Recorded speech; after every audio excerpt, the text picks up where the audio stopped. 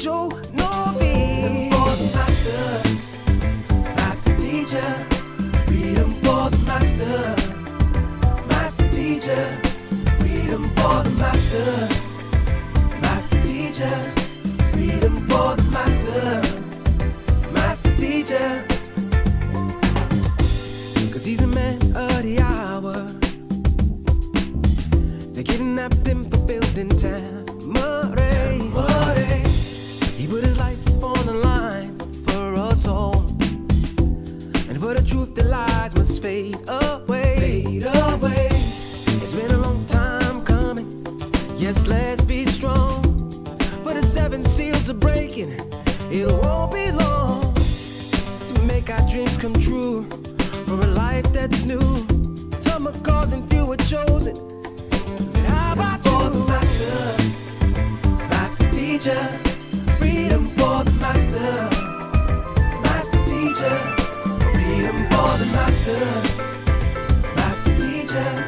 Freedom for the master, master teacher. Freedom for the master, freedom, master teacher. Freedom for the master, master teacher. Freedom for the master, freedom, master teacher. Freedom for the master, freedom, master teacher. Think not that we are earthborn, we come from earth, we may be, but we are life-born spirit, and without knowing we can never be free. Knowledge of this was lost when we were cast into blindness. The master teacher came and broke the chains of bondage. For the master, master teacher. Freedom for the master, freedom, master teacher. Freedom for the master, freedom, master teacher. Freedom for the master, freedom, master teacher. Freedom for the master, bring the master teacher. Bring the freedom for the master, master teacher. Freedom for the master, bring the master teacher. Bring the freedom for the master, master teacher. Freedom for the master, master teacher. Freedom for the master, master teacher. Freedom for the master, master teacher. Freedom for the master, master teacher. Freedom for the master, master teacher. Freedom for the master, master teacher. Freedom for the master. They did everything in their power to take this land and make sure that what's happening right now does not go on. They tried every trick in the book. They didn't finish. They tried slander, defamation of character. They tried to lock brothers up, harass sisters on the street, stop every car coming down and make sure they did everything they could. And not one person come out and help us.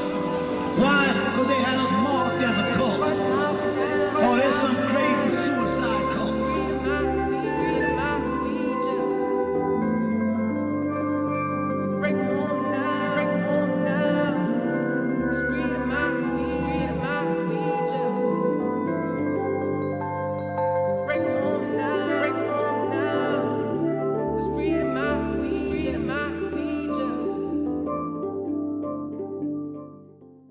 There's a concentrated effort to stop it. They'll do anything to stop us, especially now. Because where is our opposition? He's been fighting for us for so long. So many schools of thoughts we've been through, yeah, to keep us strong. So tell me, what is it that you're willing to do to make our dreams come true? Yeah, make our dreams come true. Been a long time coming, but now we're here. So won't you stand up and show no fear? For the master, master teacher. Freedom for the master, master teacher. Freedom for the master, master teacher. Freedom for the master, master teacher. 'Cause he's a man of the hour. They kidnapped him for building Tamare. He put his life on the line for us all. And for the truth, the lies must must fade away. Fade away. It's been a long time coming. Yes, let's be strong. For the 7 seals are breaking. It won't be long to make our dreams come true. For a life that's new. Some are called and few are chosen. And how about you? For the master, master teacher. Freedom for the master, master teacher. Freedom for the master, master teacher. Freedom for the master, master teacher. Freedom for the master, freedom, master teacher.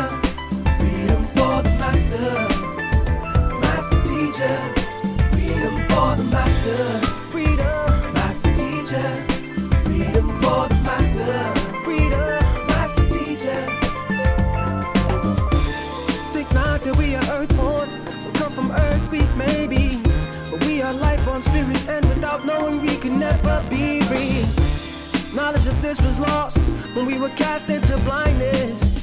The master teacher came and broke the chains of bondage. For the master, master teacher. Freedom for the master, freedom, master teacher. Freedom for the master, freedom, master teacher. Freedom for the master, freedom, master teacher. Freedom for the master, bring it master teacher. Bring it freedom for the master, master teacher. Freedom for the master, bring it master teacher. Bring it freedom for the master, master teacher. Freedom for the master, master teacher. Freedom for the master, master teacher. Freedom for the master, master teacher. Freedom for the master, master teacher. Freedom for the master, master teacher. Freedom for the master, master teacher. Freedom for the master. They did everything in their power to take this land and make sure that what's happening right now does not go on. Freedom, They tried every trick in the book. They ain't finished. freedom. They tried slander, defamation of character. They tried to lock brothers up, harass sisters on the street, stop every car coming down and make sure they did everything they could. And not one person come out and help us. Why? Because they had us marked as a cult. Oh, there's some crazy suicide cult.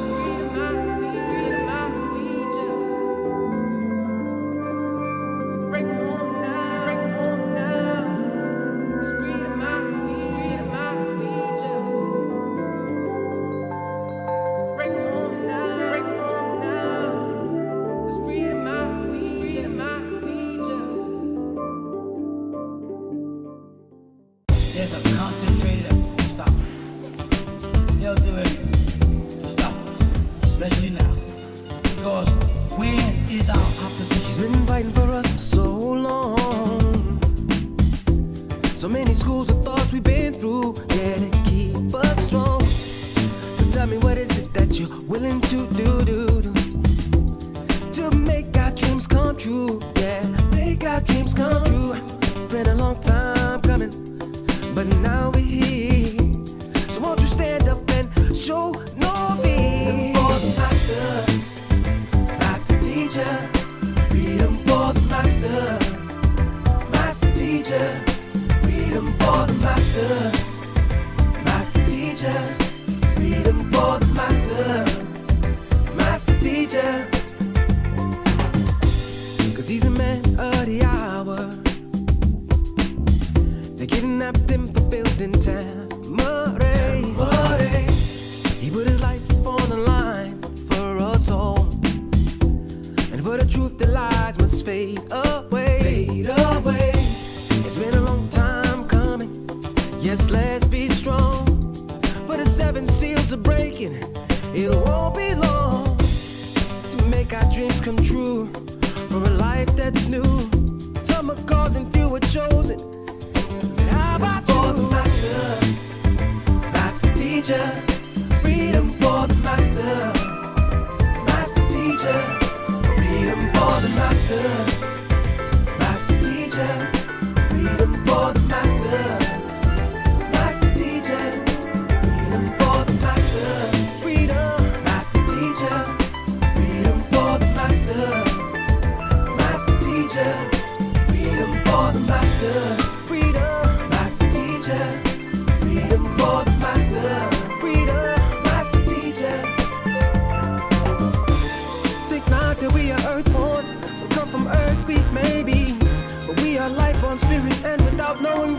never be free. Knowledge of this was lost when we were cast into blindness.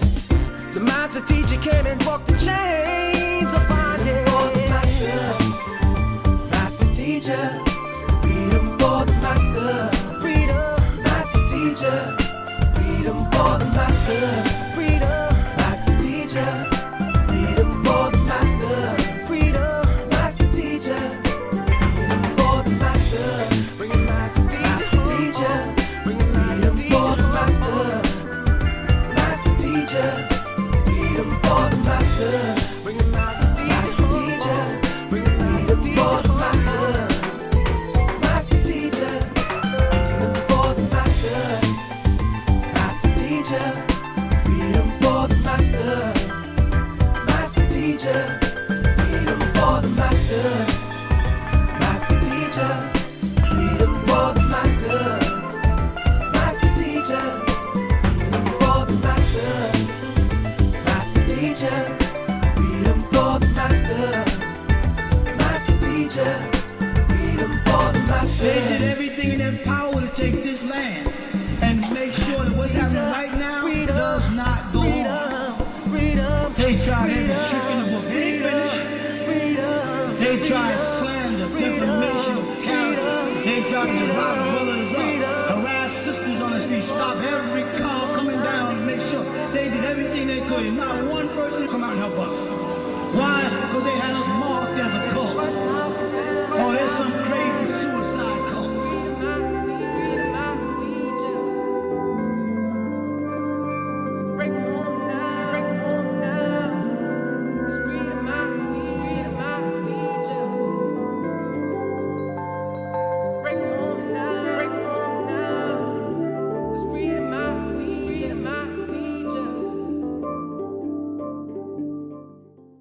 There's a concentrated effort to stop it.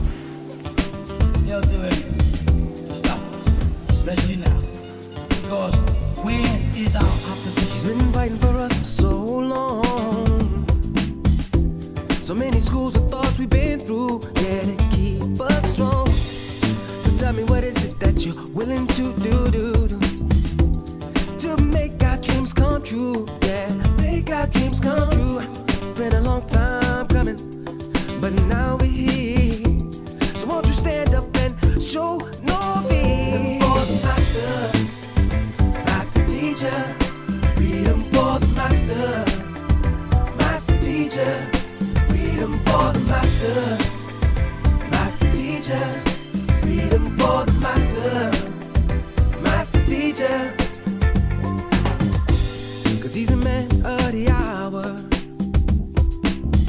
They kidnapped him for building Tamarae. He put his life on the line for us all, and for the truth the lies must fade away. Fade away. It's been a long time coming. Yes, let's be strong. For the 7 seals are breaking. It won't be long to make our dreams come true. For a life that's new. Some are called and few are chosen.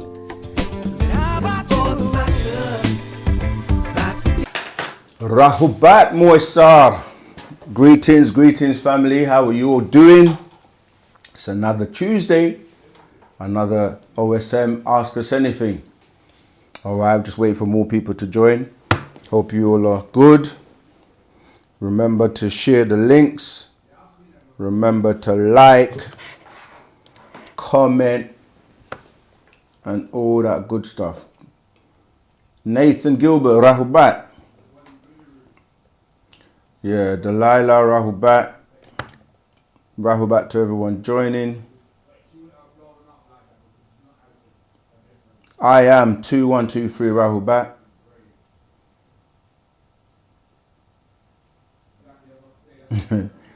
Don't worry, we're gonna get the questions answered. We're gonna get into the questions. I see the questions coming in thick and fast already.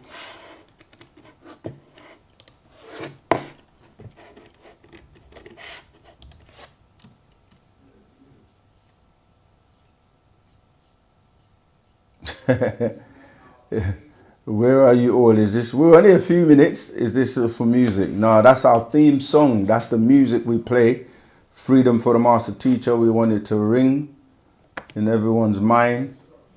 So Dad, as usual, welcome.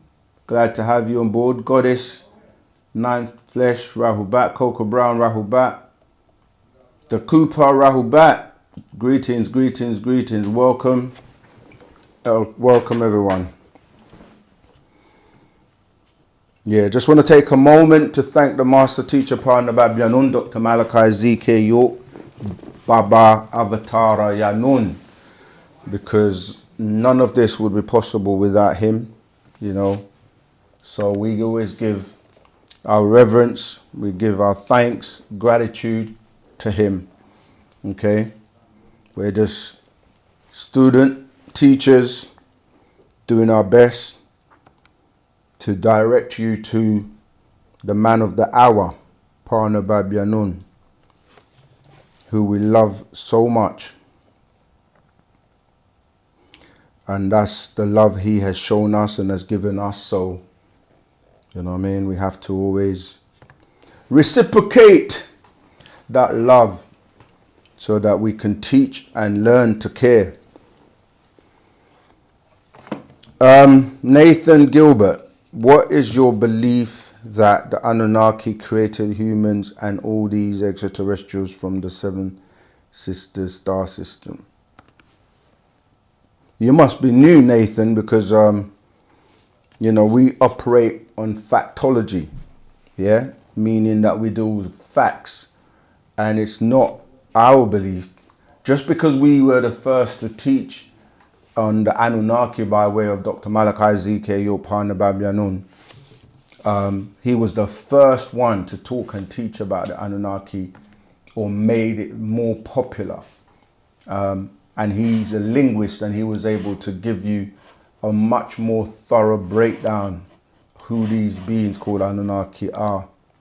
All right, so it doesn't mean that it's our belief. It's not a belief. It's something that is written in stone tablets.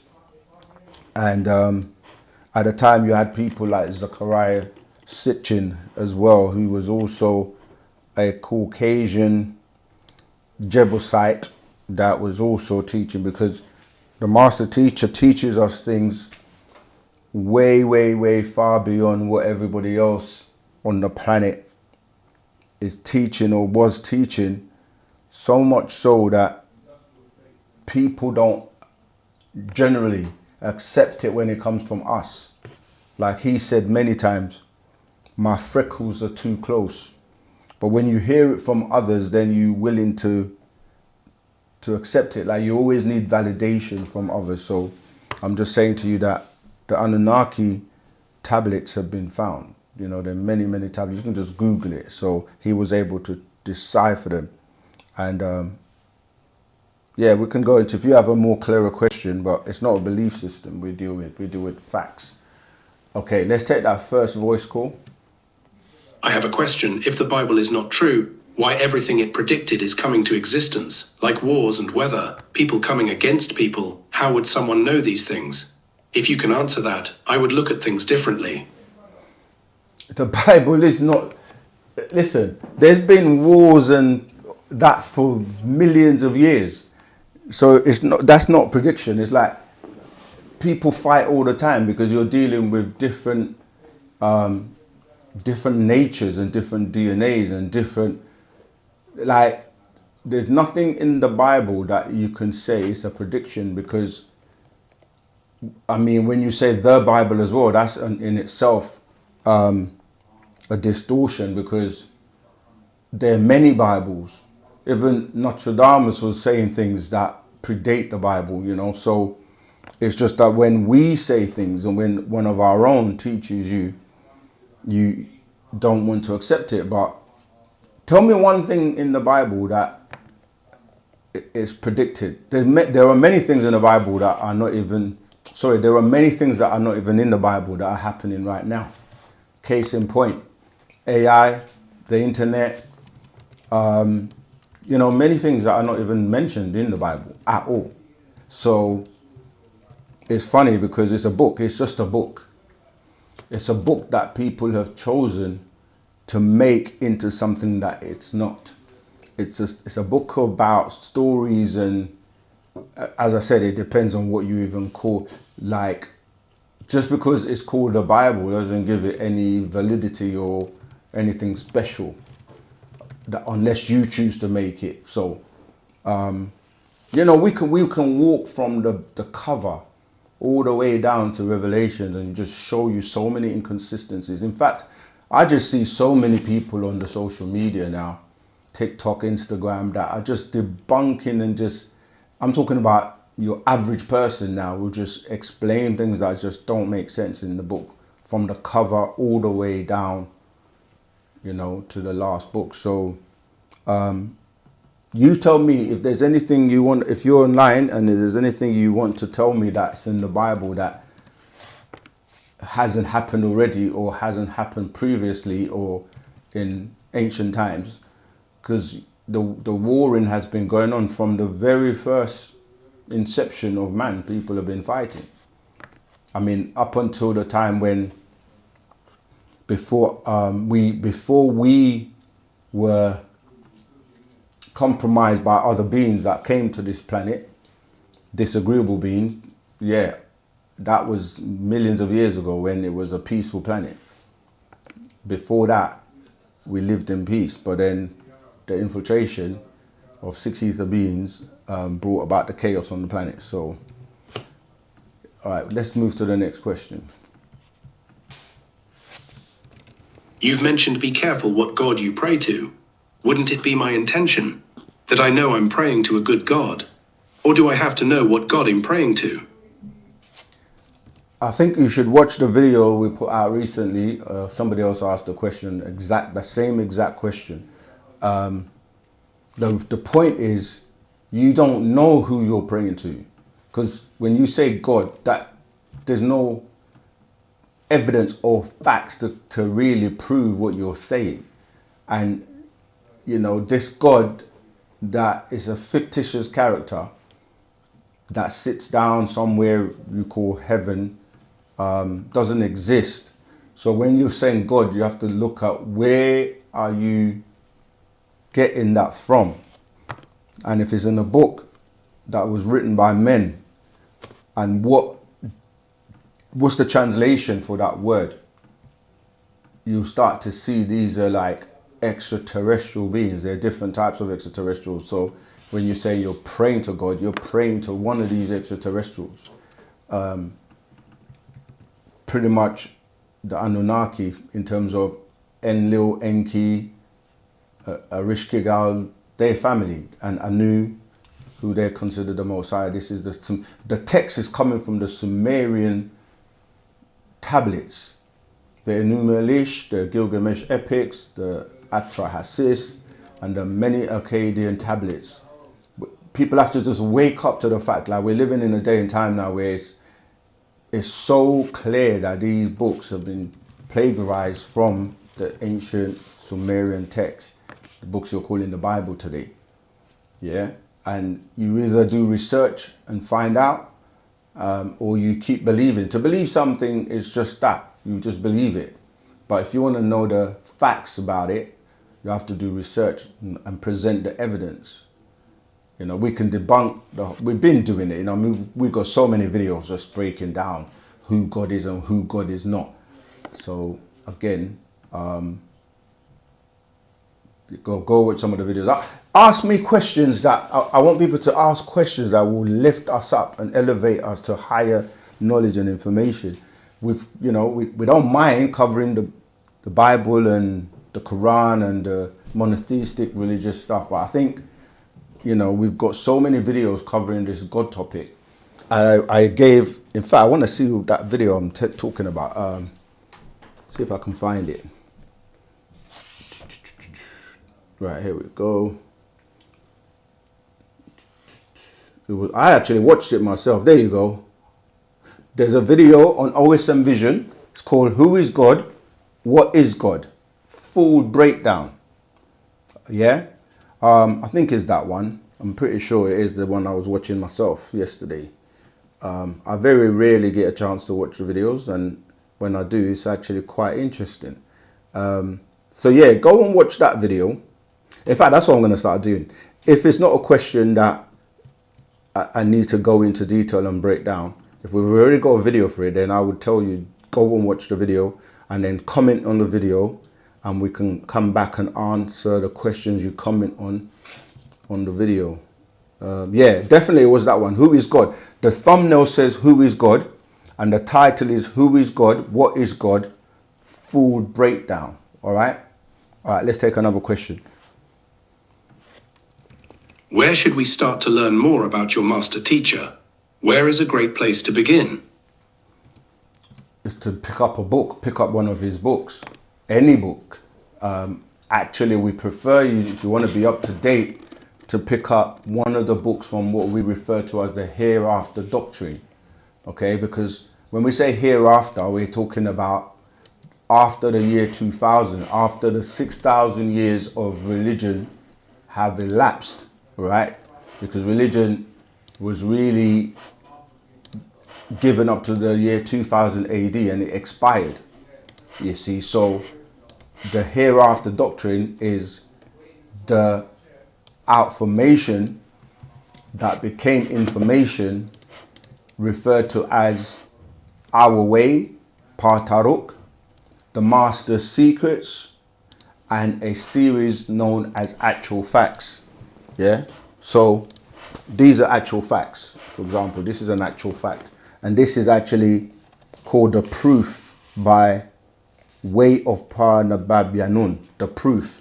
So when people are saying they want proof, he put books like this out to give you proof. The Partaraks, those are the smaller ones, like these ones. Okay, and these ones are like the small ones, are easily digestible, because some people haven't been reading for a long time, and that's part of the dumbing down. You're not exercising your brain. Your brain is a muscle, and if you don't exercise it, you know, it doesn't perform at its optimum, right? Then we have a lot of the smaller scrolls. Look at that. Like, these are the little smaller scrolls when he was covering what we refer to as the God series. You see, so if you're new, you have to read. Don't shy away from reading, because it helps to rewire your brain. So I showed you some of the actual facts and Partaraks. I'm going to show you a master secret. So these ones here, they're called the master secrets. Okay, it goes into information like this one is called the designer genes, series number 22. So that's what we refer to as the hereafter doctrine. Of course, you can still read any of the other scrolls, any of the other 1,000 plus scrolls covering all types of subjects, scriptures, you know, there are many books. So that's where you should start. Start by reading. And once you read one book, it leads you to the next and to the next book, you see. So that's where I would say for you to start. And then once you do that, the next thing is to attend classes, because when you read something, you may get stuck, or you may need clarification.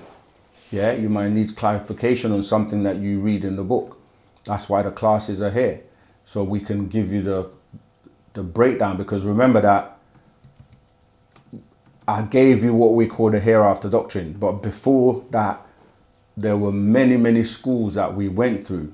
So sometimes a newcomer might hear something from way before the year 2000, because remember we started teaching when the master teacher opened the seventh seal in 1970, and he was teaching from around 1962 anyway. But I'm saying that you might hear something from back then, and most of the time when I listen to things that he recorded so long ago, they're so current, it feels like they were recorded this week, how relevant they are. But there are other things that, because we were going through the various schools, when we were going and studying the schools of religion, that they're no longer really relevant today, because religion has expired. So sometimes you may get a little bit confused, and then you come to class and we clear it up for you, you know, because you might hear him talking Arabic and breaking down Islam. You're thinking, I thought you guys are not, you know, practicing Islam today. or you might hear him breaking down Hebrew or any of the other languages, and but we tie it all in because there is a connection between the old and the new. All right. Okay. Next question before I go. What is the secret to life? The secret to life. It depends on what you mean by life as well. Because people think they're living, but you're actually doing the opposite right now. What do I mean? Like from the moment you come here, what happens? You're aging. So you come with pure health as a baby, and as you get older, you're going towards your demise. So what you're calling life is actually opposite. You're trying to get to life when you leave this physical body. The physical body is, prone to disease, is prone to being weak, jealous, envy, all these other things. So the secret is to master and to learn your potential.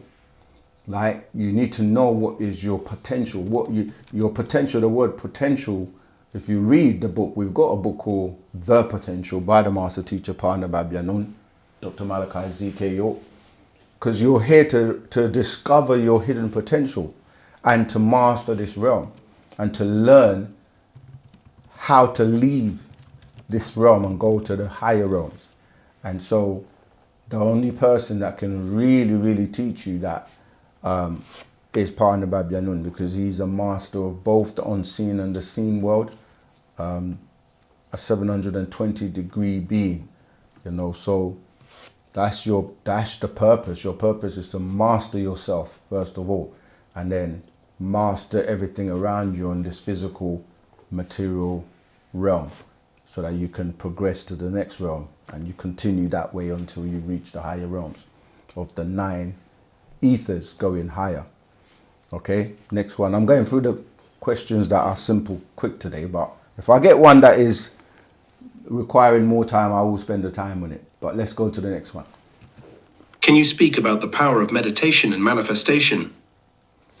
Again, all those questions we've spoken about, and it's in the in our book. Yeah, this is why we put this book together, because people kept asking us, what do I need to do right now? Fast track your spiritual and conscious journey. There's a whole chapter in there on meditation. Meditation, if you hear the word midi or medium, it's a middle ground, because when you know about the different realms, right? The physical one is the lowest in terms of vibration, and it's the one that gives you the most chaos. The middle is where the mind, where we said the mental, that's the middle, because you got the physical, you got the spiritual, and then you got the soul, you got the mental, right? And then you go to the higher realms of ethers. The mental is the medium between you communicating with beings on the higher levels, higher vibrations, higher realms, and they come and they meet you halfway by way of your mind, because your mind is responsible for your actions. So meditation is the ability to silence the mind, to get that stillness, so that you can receive affirmation from higher realms or higher beings.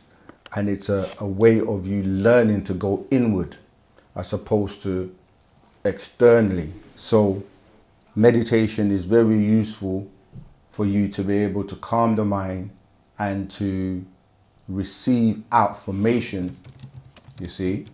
So meditation is the art of listening, whilst prayer is the art of talking. You see, people beg God for what they want. Give me this, give me that, give me, give me, give me, give me. When you sit in silence and just concentrate and focus, then you can receive. We have part of that, concentration. Because concentration is necessary when you're learning to meditate. Because eventually you can actually have your physical body here. You can actually slow down your heartbeat. You can literally stop everything around you and go inward and go inside so that you can actually receive and hear sounds and vibrations from higher realms. So yeah, meditations are very useful. It's a discipline as well. Okay. When/if Dr. York gets out, what is the ultimate goal? What is the vision? Do you look at him as a savior? Yes, he is a savior. He saved me. He saved many of us. And you're not going to know the ultimate goal because, only he knows. But, you can be around him to share that good news. He will share that good news with those who are around him. But ultimately, it's to make this planet a better place and to live in peace and harmony and to build and to do things like we're replacing the old world because the old world is dying and fading away. So we have to, if we don't like the things that are going on, we have to replace it. We have to replace them. So there's a lot of work to do to clean up the filth that this planet, this world has been subjected to, especially in the last 6,000 years. The confusion, the divisions and all that stuff, that the lies, all that stuff's got to go. So that's what's going to be happening because he's come with healing.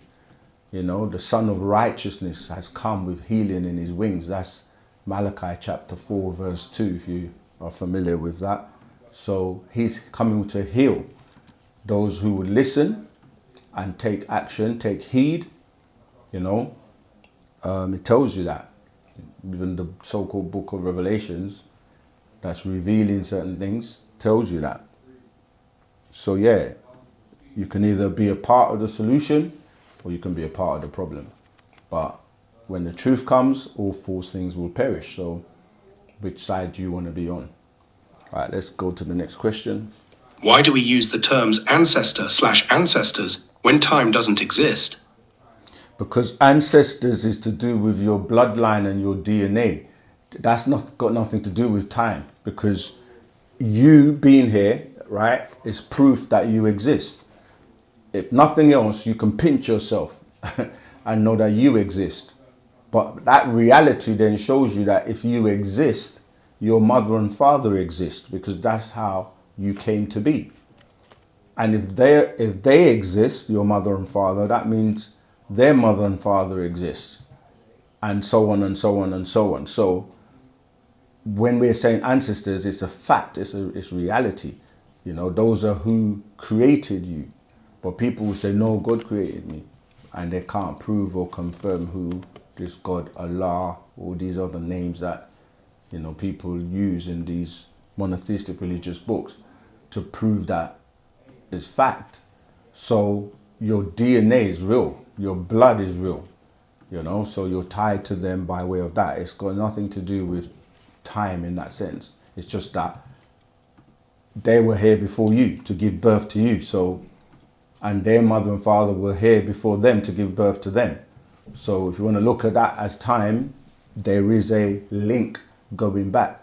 And the mother, the women, the female, they pass on the mitochondrial DNA from female to female to female to keep a genetic library or code, which, has been in existence from the very first woman. All right, next question, please. Do you believe that there is a spiritual world and a physical world?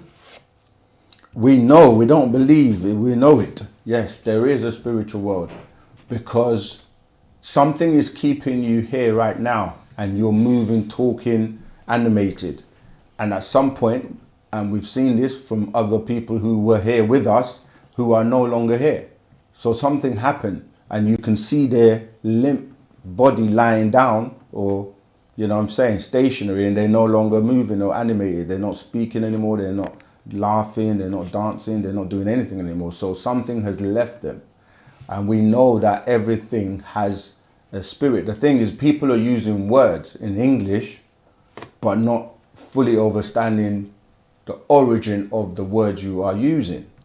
So when you say a word in English, you have to recognize that it doesn't originate in English. So you have to go back and look at where's the source of this word and what did it mean before it got into English.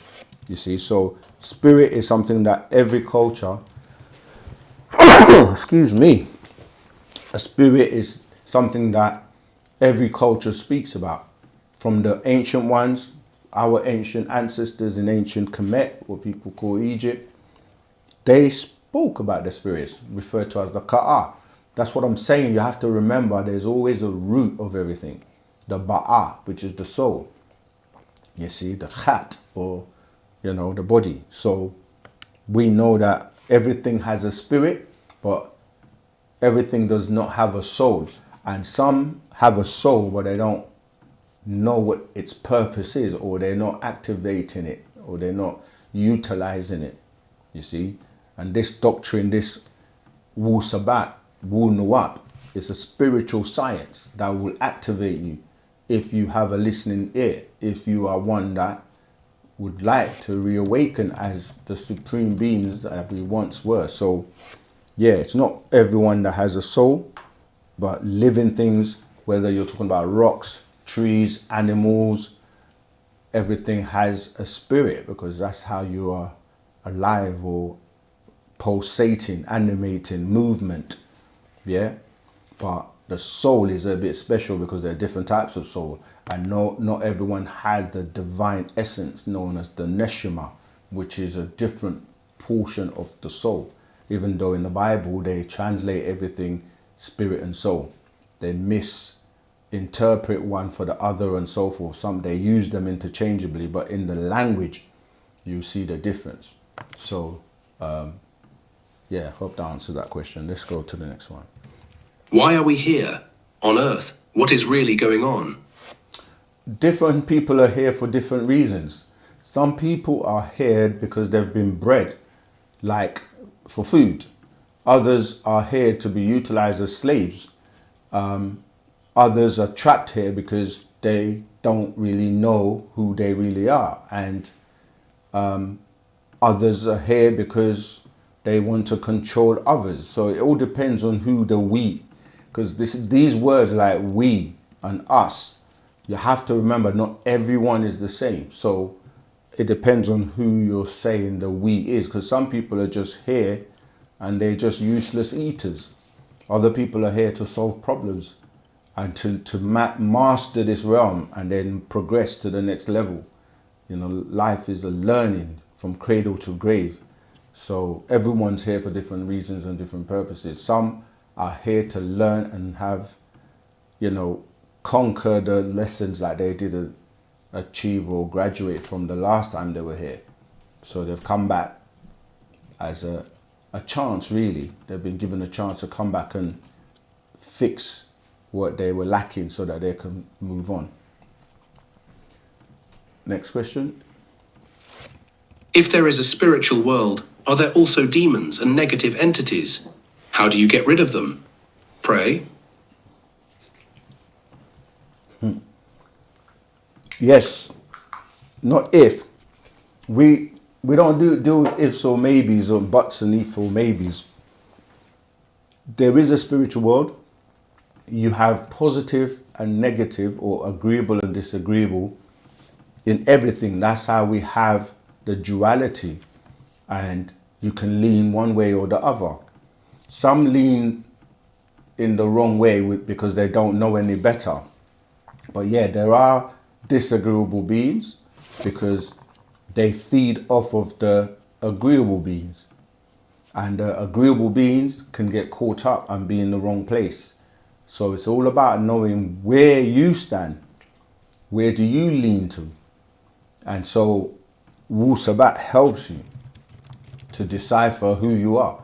That's why you have the competitions all throughout history. You know, the two brothers at war, conflicts of the gods, conflicts between the gods, whether it's Enlil and Enki, Cain and Abel, Jacob and Esau, Bes and Tar. You can just go on and on and on. Like, these beings create competition so people can fight amongst each other, and that carries on to today, where you have, you know, different political parties, you know, the red ties, the blue ties, different football teams or different sports teams. It's all competition because it means one person wins and one person loses. And the ones that win, they have a particular type of energy, and the ones that lose have a particular type of energy. So you have to think, how can we have a world where you can play sports for, what's the word? We say recreation, but that really translates as recreation. But, you know, you can play for fun and not having to, you know, compete to the point where once money is thrown in at the games, boxing, for example, you know, a person would literally punch another person in the head, mind you, to the point where they can get brain damage just so they can get paid. You know, there are lots of things we do now which are just really by social constructs. But yeah, so it's about balance at the end of the day. It's about coexisting without damaging the planet, without it being fueled for basically industry, economics, greed, and these types of things, you know. So you can build a world where you can coexist and everyone can live in peace and harmony, a utopia, if you like.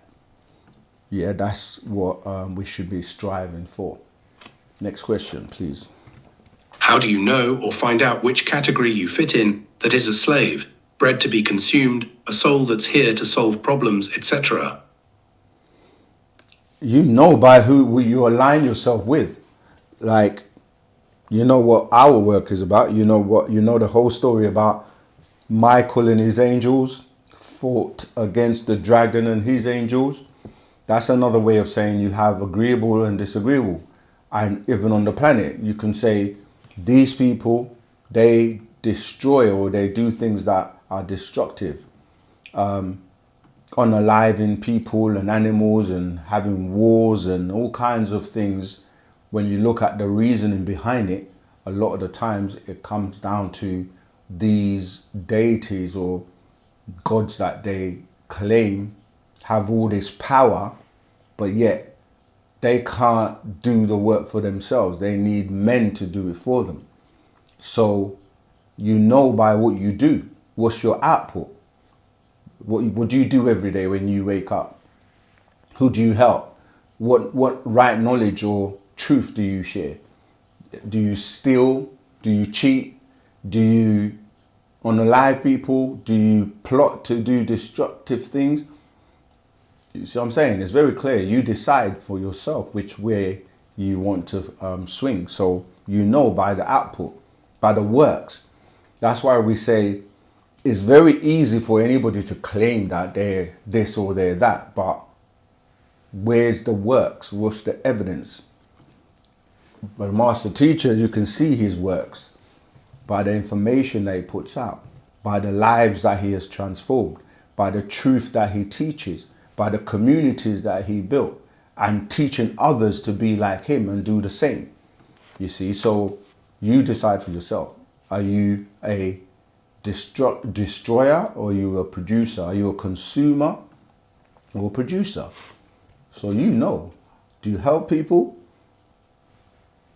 You got to decide. Or your actions will decide for you. Okay, just keep them coming. Keep them coming. Are the Gnostics a reliable source? Yes, they are, because they are more authentic, because you can actually, they've been found and they predate a lot of the information that was being taught before they were discovered. And many things line up, so they are. But doesn't mean that they have the full truth.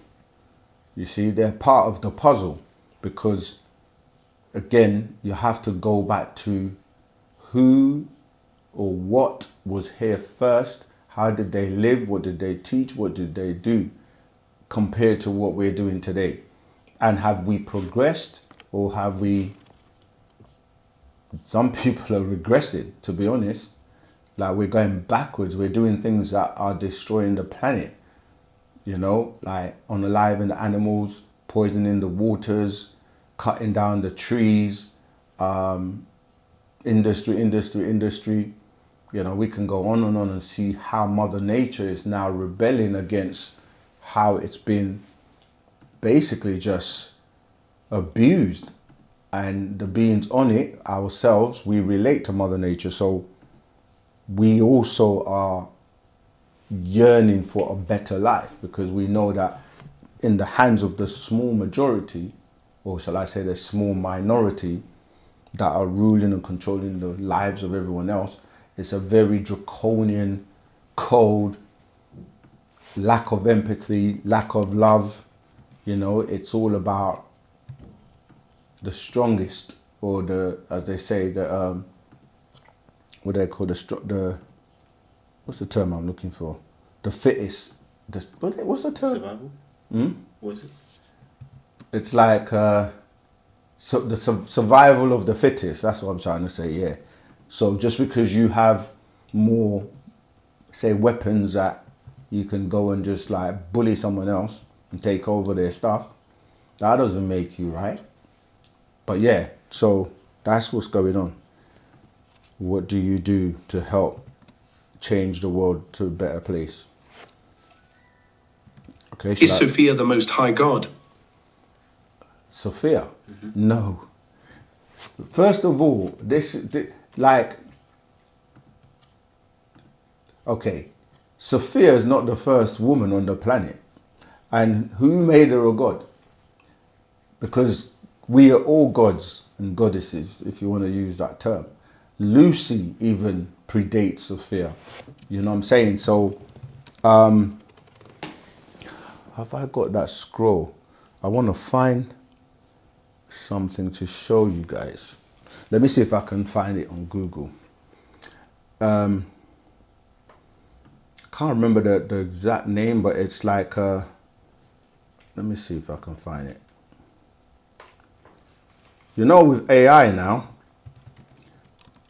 a lot of information is being shared. Because we're living, yeah, here you go. I found it. I just searched here because I saw it the other day. A 21 million year old fossil that's been found, yeah? I hope it's this one. It's in the book. I was reading Ancient Egypt and the Pharaohs, right? It's in there if I can find it. But I saw it. Okay, it's one of those long names. You know, like they have all these names, Pithecanthropus, but I don't have it in front of me. But if you just search, I found here key 21 million year old fossil discoveries. It says first, I don't know if this is the one, but this one is saying 21 million year old fossils discovery, and it's saying Panama Cebus were found let me spell that, Panama, like Panama, and then Cebus. I will try and find Ancient Egypt of the Pharaohs for next week, just to make sure it's the same one I'm talking about. But nevertheless, this is going 21 to 24 million years ago. And you know, there are others. In fact, yeah, in our Fast Track, Your Spiritual and Conscious Journey, this is such a good resource because we put information in, which is like a reference book for you to access certain information. So I'm trying to find, give me 2 seconds. I know where it is, right. So you know about Lucy, which is, I think, 3.4 million years.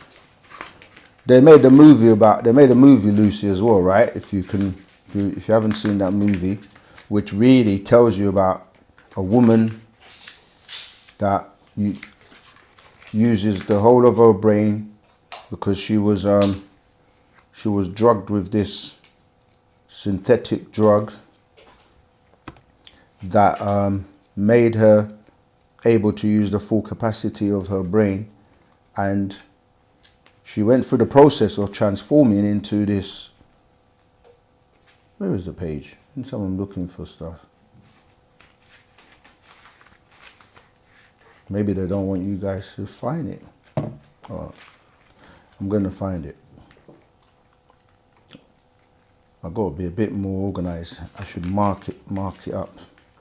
But in this scroll, the spiritual you after fast track your spiritual and conscious journey, we give you a lot of references to go and research and look up.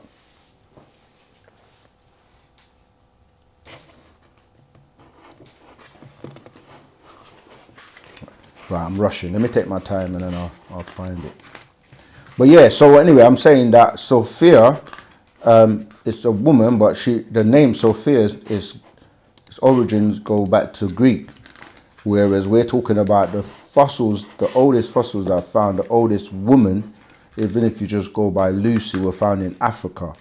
So the first god, because the first would be the one that gave birth to the others, right? So we know that it would not be Sophia, it would definitely be an African black woman who they also did some research and called her Eve. Because obviously they tell you that Eve was the first woman, right?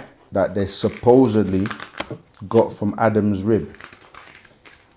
I've never taken this long to find this, but I'm going through page by page now so that I can actually find it. Maybe they don't want me to find it. Yeah, so you can take the next question if you want whilst I'm looking for this. What can we do to help family members that suffer from mental health issues? The first thing is the mind. Remember I was saying about the mind. The mind is what causes mental health issues. When your mind has been programmed with the wrong information, it's like you don't know what's real from what's not real. So I found it finally, right? So take care of the mind. And that's why we have a book called The Mind by the master teacher, Dr. Malachi Z.K. York. And a lot of it comes from misinformation or distortion of information. It's like your mind is the computer, right? It's like the central processing unit of your being or your body. The way the mind operates will determine how you think and how you behave and what you do, your moral compass of what's right from wrong. And the books that you see around us, that's what's doing it. They're helping you program your mind so that it functions properly. So that's what the problem is. And then the things you put into your body, like your diet, as you say. Look at the word diet. The first three words are not encouraging, are they? So you have to learn how to put fuel into your machine, this body that's going to make you function properly. And then it just leads on. So you need to know what to do for your physical body, what to do for your mind, what to do for your spirit, what to do for your soul. You're not really taught this. But anyway, I found the page. For those who have this scroll, it's on page 30, all right, where we give you from 2.5 million years old, right, which was discovered in 1924 AD, which is referred to as Australopithecus africanus. That's the species. Then 3.2 million years old, 1974 discovered, and that's the Australopithecus afarensis. Then we give you the 4.4 million years old, discovered in 1992 AD. Ardi, they shortened the name, but it's Ardipithecus ramidus. Then we go to 5.8 million years, which was discovered in 1997 AD, and that's Australopithecus cadabra. Then we move on to 6.1 million years old, discovered in the year 2000 AD, much recent times, and that's the Aurorin togenesis. That's Tugenenesis. Then you have 7.1 million years old, discovered in 2002 AD, and that's the Sahelanthropus chadensis. again, I spell that SAHELANTHROPUSTCHADENSIS. All of these were found in Africa, you see. So obviously Lucy, as I said, was 3.2 million years ago. And they've also found Adi, which is 5.2 to 5.8 million years ago. So the origins of the first humans would be in what you're calling Africa. Those would be your original gods, the women who came before the men. So this is what I'm saying about the mental health. If I teach you about a being that's all powerful and can do anything and can just do everything by clicking his fingers, and he's a good guy and he means well and he's going to look after me, and then I contradict everything I've just said by showing you that that being is actually unaliving people, masses of people, drowning, you know, animals, everything, putting you to the test to sacrifice animals, and then creating a place called hell where you're going to go to. Like when you start sending his son to be sacrificed and he didn't do anything about it. See, this is mental health, like, because I'm teaching one thing, but it's contradicting it completely. So you start to think, and there's all these things like a talking snake. They talk about things that don't make sense. So your mind's gonna not be able to like process that. So you start to think, I don't like that person because they don't belong to my group. I'm gonna go and bomb that person or steal from that person because they're not like me.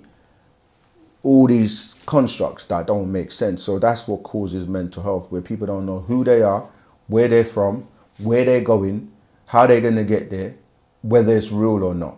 You see, so what Wu-Sabat does, it demystifies all of this, clears it up, gives you the truth, gives you the actual facts, and then you start to think straight, and then you start to act properly as you're supposed to, and then you help others do the same. So mental health is caused by misinformation or distortion of information, and truth is the cure to that. All right, let's get the next question. What do you mean, Jebusite? Well, what do I mean by Jebusites? Good question. So this is where you have to study the lineage of the people in the Bible and know who's who and where they come from.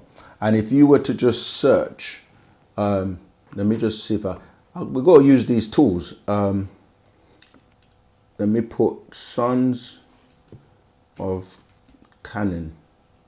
Okay, and then Canaan.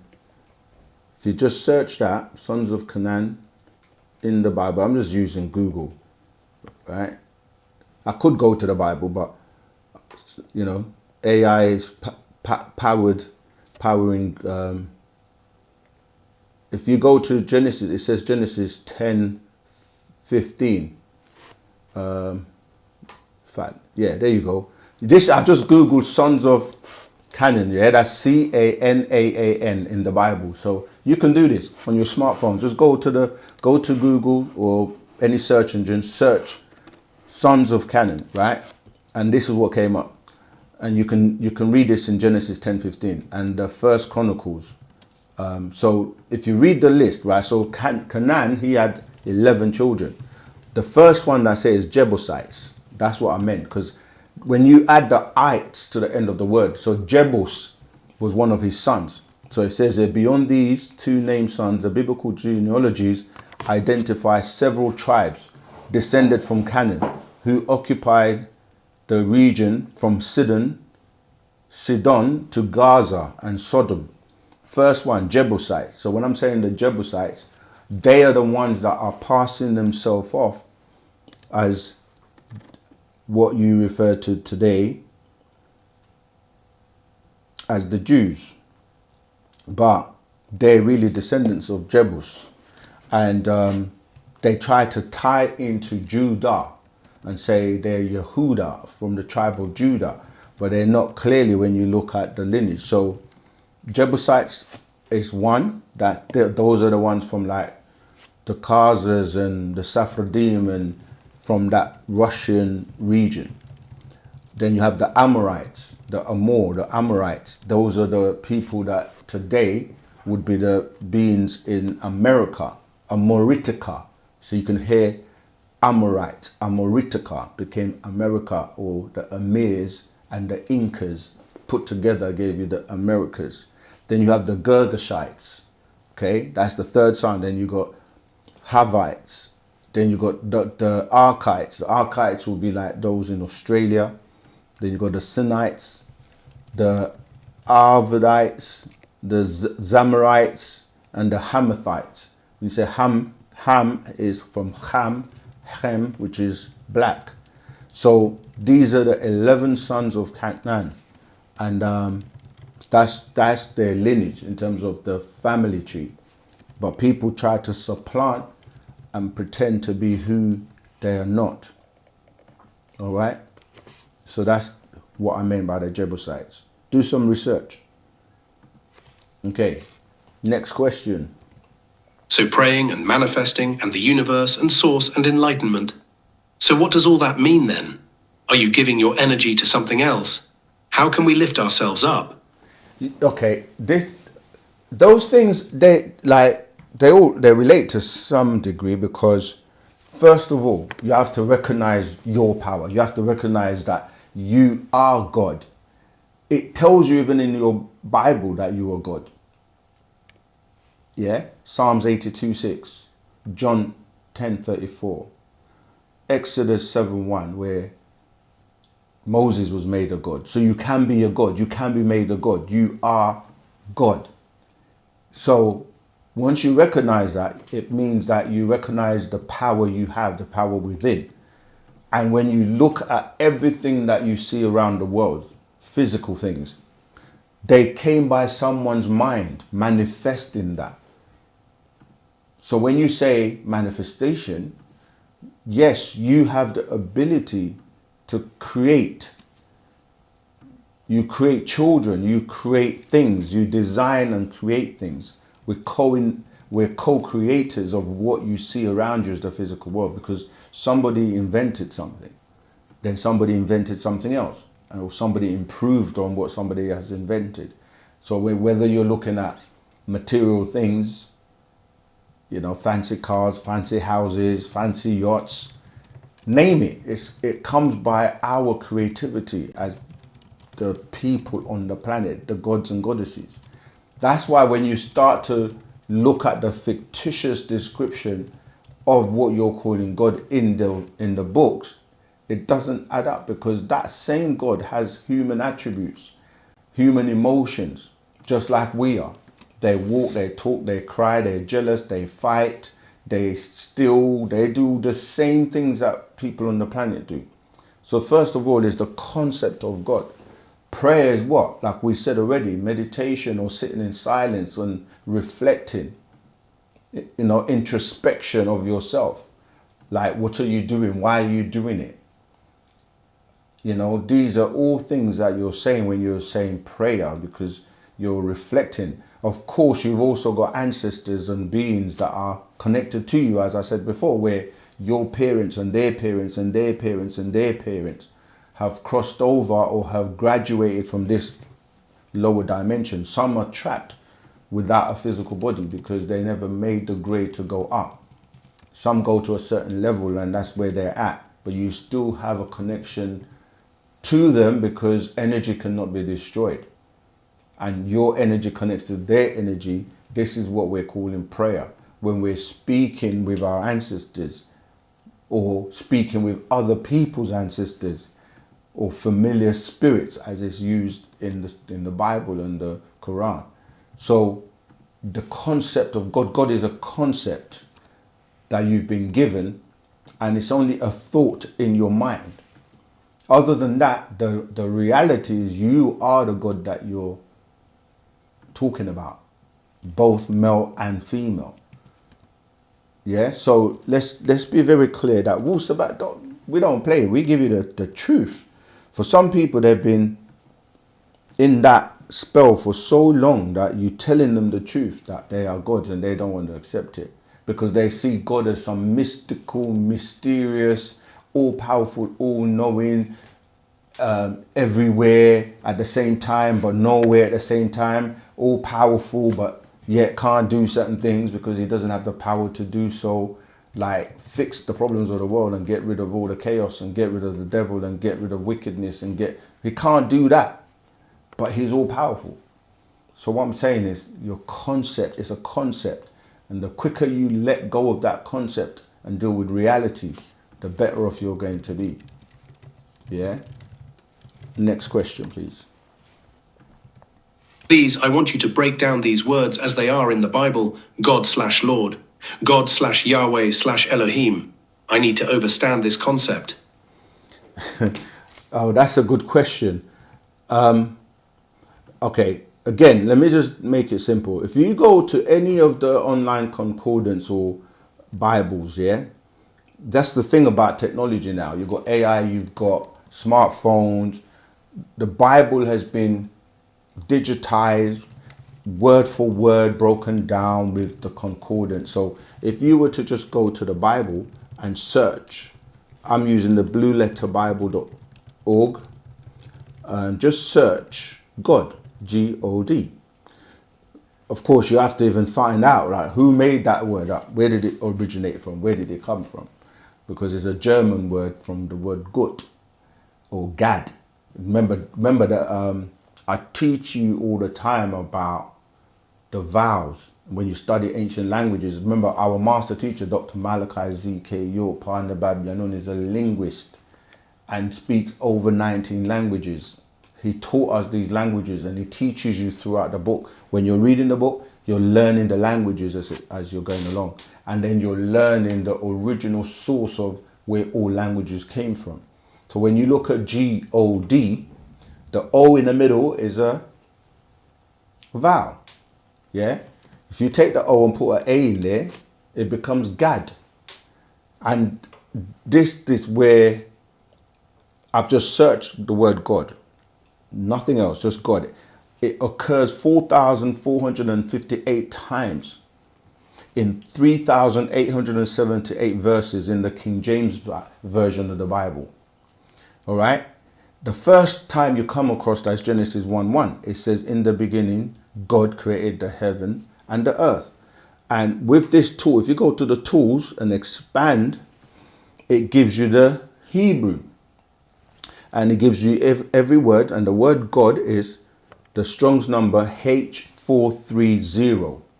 You look at it, it says Elohim. There's even a little speaker next to it so you can play it. Strong's H430, entry 1. Eloach. See? Eloach. Eloach. Second entry. Elohim. Elohim. Elohim. Right? So, And the third entry. let me let him finish and then Eloach. I'll stop it there. But these are the tools you have. There's no excuse for anyone to say, oh, I can't read Hebrew or I can't speak. We were learning Hebrew years ago when the master was teaching us. But now you have the tools. That's the first one, right? Now, if you go to the next one, Genesis 1:2, where you see the word God again, as you go through each word, you're going to start to see that they're different names. Okay, so if I just go, you can just, like I said, just search and go through each one. And by the time you get to, this is all Genesis 1:1. Let me go to, let's just go back. So when you see God, God, God, God, God in the English, in the language that is being translated from, right, I'm just going to skip and go to like, let's go to Genesis 2. All right, let's go. I did a few in Genesis 1. All right, let's go to 2. Like in 2:7 now, right, you get, and the Lord God, as you said in your question, and the Lord God formed man of the dust of the ground and breathed into his nostrils the breath of life, and man became a living soul. Go to the tools, expand that, and now where you see Lord God, it's now Jehovah or Yehovah. You see? So now you're getting Lord is now Jehovah. And if you keep doing this and keep going on and on and on and on throughout all the, you're going to start seeing that it changes. Let me just jump to another one. Let's go to Genesis 3:13. Have a look at what that one is. In 3:13, again, it says, the Lord God. But as you go through anyway, let me just jump because it's going to take me a while. But you start to see words like Baal, Jehovah, Adonai. When they say Jehovah, it's really Yahuwah because there are no J's or V's in Hebrew. El Shaddai, El Shad, and these are all different people, as in the characters that you're getting translated into the English as God, God, God, God, God, God, God, are different people. Some are agreeable. The main two characters are Enlil and Enki. And some of them are agreeable. The ones that follow Enki, they will say do one thing. And the ones that follow Enlil, they will say do the opposite. Then people are confused because they say 1 minute it says we shouldn't eat animals. And then in another breath, it says that you can. So people saying that, but that was in the Old Testament and we weren't supposed to do this. But no, it's two different people that one likes flesh and one doesn't. So the whole Cain and Abel thing was a ritual where, you know, they had to present an offering and a sacrifice. And the ritual was that Cain wasn't received. So he went back and all he had to do was make another offering. But he decided to offer his brother and unalived his brother Abel, and they ate him. I know some of these things are shocking, but yeah, they ate him. That was his offering. And that's what the blood was spilled, and you know, the rest, as you know already. So yeah, they're different words meaning different things. And when you look at the tools and you can click on the Strong's number, you get a clear vision of an explanation of what it is. All right, let's move to the next question. Why have none of the real bodies of the Anunnaki been found? That king they show us, you can tell is made of clay and weave, and you can see it's a doll. Because when you say Anunnaki, Anunnaki is not the people. The word Anunnaki is a description of what happened, that Anu sent beings to the planet Earth in groups of 50, because there were only 50 passengers in each craft. But the actual people have been found. Like, there are many things that have been found. It's not only the people, there are artifacts, Gilgamesh, but even ancient Egyptian bodies have been found. So, okay, compare that to the most recent religions that everybody's following today. Where's any evidence of anything that's been found? Any bodies or anything? Non-existent. And that's only from 2,000 years ago. So it's either you're going to accept evidence or you're not. Either way, they have found many, many things. They're excavating in Sumer. Yeah, many things have been found. And if you look in our books, we give you the references. Let me take some questions from the chat. And then we'll come back to that. These are all from the chat. Oh, are they from the chat as well? Okay. All right. How am I going to know which ones are not answered yet? I've got them. Okay, let's go for them. What was the language spoken by the Nagaru when the gods said, "Let us come down and separate the people"? That was not Nagaru. That was the Anunnaki. And we did a video. Let me see. We did a video. We did a video that we explained the whole story. But to answer the question, that was the Anunnaki coming down, and Lil, in fact, coming down. I'm trying to remember the name of the video that we did. Yeah, speaking of language. Have we got that? Can we find that? But basically, it explains the whole of Genesis 11 let's go to Genesis. The whole of chapter 10 and Genesis 11 is talking about when Enlil had to come down, because what it is that you have a planetoid ship called Nibiru, the craft that the Anunnaki traveled in. This is, you hear the phonetics, Nibiru ties into Hebrew, yeah, ties into Ibri, which is, if you know the meaning of the word Nibiru, it's described as the planet that crosses over, or the crossing. Yeah, so the word Hebrew also described the fact that Abraham, who was a Chaldean from Ur of Chaldea, he was crossing the Tigris-Euphrates River on his way to the land of Canaan that was promised to him.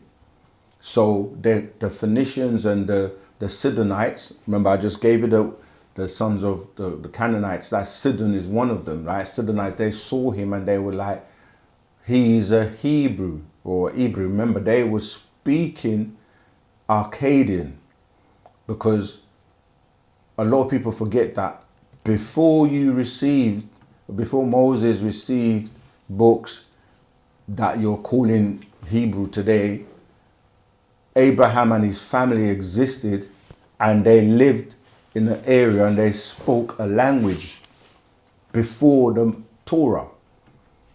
But I'm digressing. So these Anunnaki were using technology much like today, where they're sending frequencies to control, mind control basically, and were influencing the people to do what they wanted to do.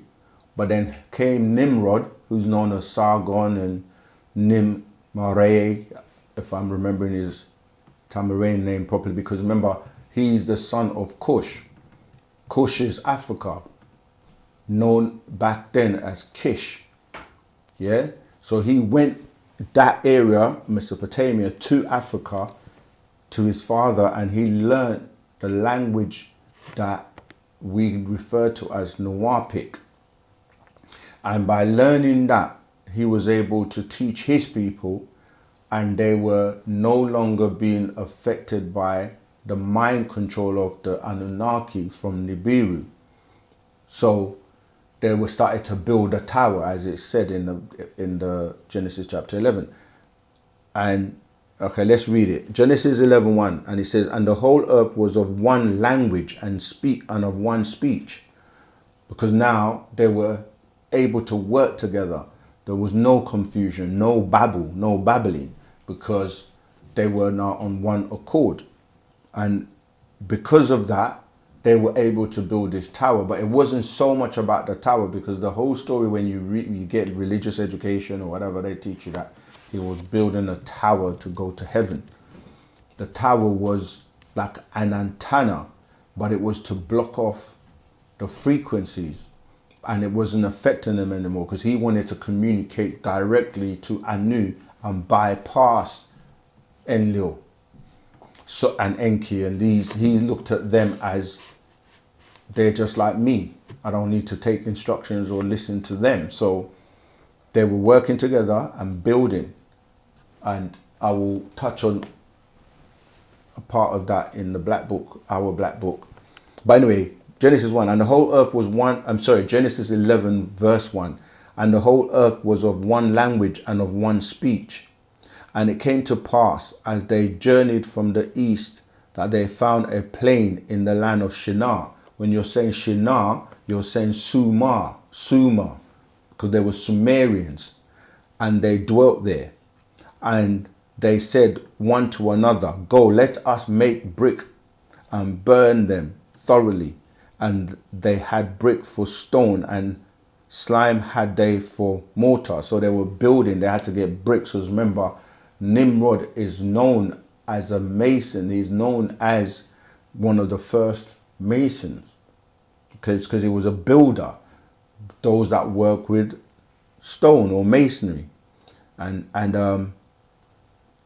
they said, go, let us build us a city and a tower, whose top may reach unto heaven, and let us make us a name, lest we be scattered abroad upon the face of the whole earth. That's Genesis 11:4. Genesis 11:5. And the Lord came down, right? So this is why when we say to people that you say God can come down, and in one breath, he's everywhere. But if you go to that, let me have a look at the tools and see what it's saying when it says, and the Lord, right? It says, and the Lord, yeah, Jehovah, yeah, that's telling you, when you say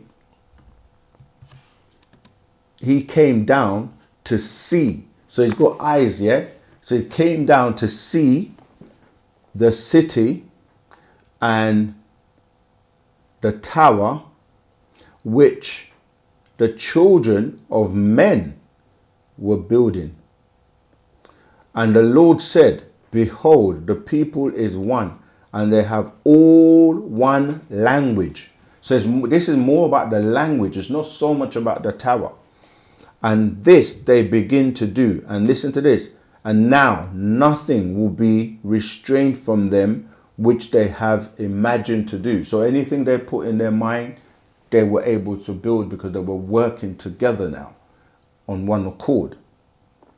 But listen to this now, Genesis 11:7. Go to, let us, now it's us, let us go down and they what? Confound their language, that they may not understand one another's speech. So people are here together, putting their mind together to build, and he says whatever they imagine to do, they'll be able to do. And these gods now saying, let us go down there and confound their language, that they may not understand one another's speech. So now they want to disrupt that so they can't communicate with each other. That's what's happening today. Everyone's got different languages and people can't understand each other. So the Lord scattered them abroad from thence. This is 11:8. And the Lord scattered them abroad from thence upon the face of all the earth. And they left off to build the city. So they couldn't continue building anymore. This is exactly what happened with us. When we were building, right? We had our own land on Tamaray, Egypt of the West. And we were building, speaking our own language. And what happened? They came, scattered us all over the place because they know the power of unity, the power of working together in love. And that's what they fear the most. When you're together, you build and you communicate and you get along. So I'm trying to find a piece to read you where it talks about now the beings that have come down here, they've come to wake you up and to give you back the same unity that we had and to unite you so you can build again. Okay, this is from the Black Book, right? Part 1. And I'm going from the first chapter known as The Coming. And it says, come, let us Neteru go down there and unify their tongues into one language, the one true language of their past, and dispel of the diversity and the confusion, Babel, that scattered them across the face of the planet Earth. Question, what must be done to break this spell? So I'm reading you from the Bible, the King James Version, Genesis 11, where it tells you how these Anunnaki came and they scattered everyone and created confusion. Now I'm reading you in the Black Book where our ancestors are like, we need to come back down to unite them and give them back that one language, that one tongue, right? And then it goes on. What must be done to break this spell? 2, they must all speak one tongue. So come, let us give them back ours and their only true language, Nuwaubian, that everything in their minds that they will imagine to do, they will be able to do. So come now, ye Neteru, and let us go down and perform this great ceremony of the resurrection of the dead gods, for they have been dead for long enough. Their imprisonment before the blinding light of misinformation must end. See? So this is what's actually happening now. We're reversing the spell. But I think I've spent a lot of time on that question. So let's go to the next one.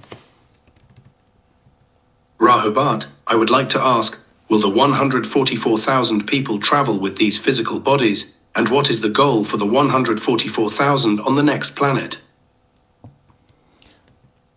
Yes, but they have to be transformed to be able to make that journey. And there are things that you need. So the master's secret, let me see if I can find it. Yeah, you have to be transformed into a being that has the ability to be able to withstand that journey and travel. There's a master's secret called the secret. Oh, here you go.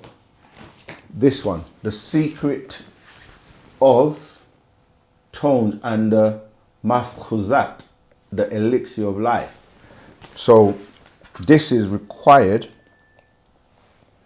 in order to be able to be transformed and then to be able to make that journey.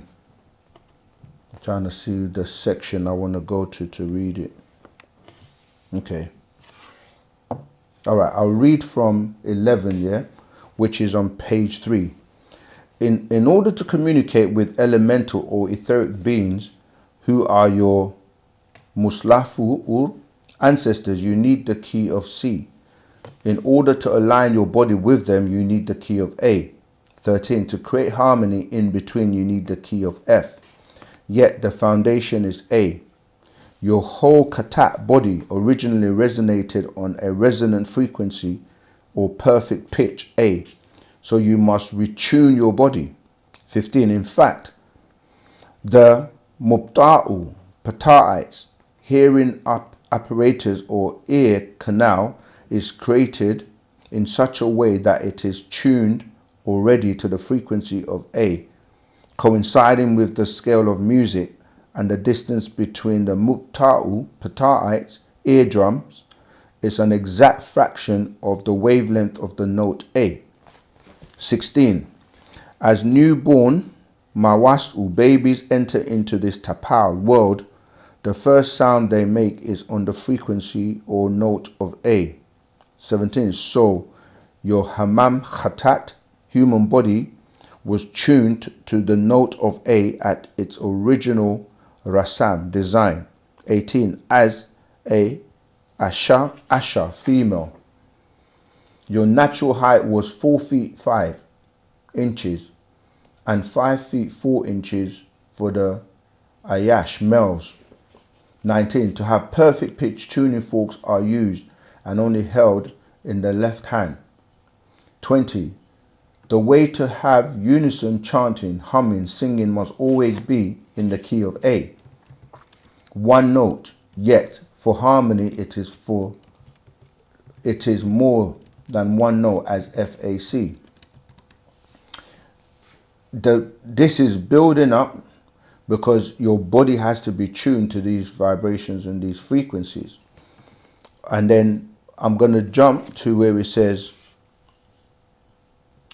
and it ties into, okay, actually, let me carry on from there. So, yeah, let me carry on from 28. It says, okay, I'm going to go back a little bit because I don't want you to miss important bits. Right, so it says, when exposed to minute amounts of nashat energy, it responds, this is talking about gold, yeah? It responds in such a way that it actually floats. So a golden child can float as a craft, kabad at crafts, float or hover. 27. This absorption of fatir al-fatar nashat, natural nature energy, by way of your tone, A, was in assistance with the monatomic elements, right? This is what I'm talking about. That was once in your bodies by way of Pamundaru, the overseers. 28. They call it white powder of gold, as they do all cream-colored things, yet in actual fact it's a fine dust of 8 precious elements exhibiting extraordinary properties once reduced to a single atom through an ancient science called alchemy. 29. In ancient Hatat Ka'apata, Heliopolis, and Hatat Ba'apata, Nubia, and Napata, we call these elements Nebo or Inbu, for Nabat, gold. 30. The gold power had Hika, shortened to as Hika'a, magic powers, and it was drunk as a liquid called Mafkhuzat, liquid gold. 31. This Mafkhuzat, liquid gold, would take you to a mystic state of Akal, mind, and Khatat, body, where you meet with Pa Mundaru, the overseers, and the Gayur, transform as one of them. 32. As you know, you have red wine, red damam, blood, and white wine, white blood, or matao, semen. 33. The female, she purifies her body with her, I'm just trying to, I don't want to read all of it, but basically, in order to be able to make that journey, you're going to need this mafkuzat, or what people call liquid gold. There are lots of fake ones now that people try to take so that they can experience having that ethereal experience. You know, they call it monatomic gold, they call it all kinds of things, fake things on the market. But yeah, to answer your question, the 144,000 will not only need to receive their barythry gland, but they will need to be transformed. And these are all the things like taking the mafkozet or being reactivated to be able to make that journey. And everyone that is chosen has to fit into the craft. They have a seat, and you can't be too overweight or too underweight, because you won't be able to fit. Everything's going to be perfect. Well, people say why? Because the weight is important. You know, like if you're going to fly on a plane, so you were traveling from the UK to America or wherever, like the plane can only carry so much weight. That's why they make sure they restrict the amount of luggage you can carry. You have to weigh your hand luggage when you're traveling, because the plane cannot carry too much weight, because it affects everything, how we can operate. But obviously we're talking about these much more higher technology crafts. But go ahead, Simone. What's this book again? Oh, the book is called The Master Secrets. Remember I was saying at the beginning that the Hereafter Doctrine consists of the Master Secrets, the Actual Facts, and Partarot. So this one is called, The Secret of Tones and the Mafkuzat, Elixir of Life. That's what it's called, all right? So the Master's Secrets are secrets that the Master's teaching that no one else on the planet is teaching, you know? But yeah, that's the Hereafter Doctrine. Next question, please. How do we clear our pineal gland? Yeah, it all comes down to your body, your, like, what you eat, what you do, what you think, how you act. You clean it by cleaning yourself inside out. Stop eating dead things, dead flesh. Stop listening to the wrong vibrations and tones. Stop doing certain things that are disagreeable. You know, cleansing inside out and outside in. It's not just about just your physical. It's also your mind, your spiritual, your thoughts. I've got to address this question here in the chat, because Nathan Gilbert says, okay, if your master teacher is so perfect, why is he in prison? I have reincarnated to protect humanity and to protect children. Sounds good. No one said he was perfect. I don't recall any time you've heard me say he's perfect. We teach all the time that he is an avatar. He's a physical being. He's a real God, the one that actually came down and walks, talks, eats, sleeps. His physical body, Dr. Malachi Z.K. York, is a being that's physical. And he's willing to take and go through the sacrifices for our salvation. Not like this God that is hiding. You know, he's in a place that no one knows. No one even knows what he's composed of. But we say he and him. So, you know, like when you say that we said it's perfect, the human body, the flesh is not perfect. That's the point we keep trying to make to you, that he's the type of God that came down. Like when I was reading just now, I was reading these Anunnaki beings came down and the Natharu came down. They're real beings, real people, okay? And so nowhere have we ever said that his physical body is perfect. Why would he need to sleep, eat, and do all the things that we do? We're saying the incarnated being, Yanun's perfect. And they are working together because he has incarnated into the personage or the body of Malachi Z.York. And because of that being, who is the pen, he is the one that guides the pen of Malachi to write all these books and to give you all the information and answer every question you need for your salvation, right? There's no one on the planet, dead or alive, that can do or has done the works. It speaks for itself. If there is, let me know who that is, because we scrutinize everyone, because we get asked questions all the time. But when we say do the same thing to other people, they're not available to be questioned. So you can hear them babble and not give you actual facts.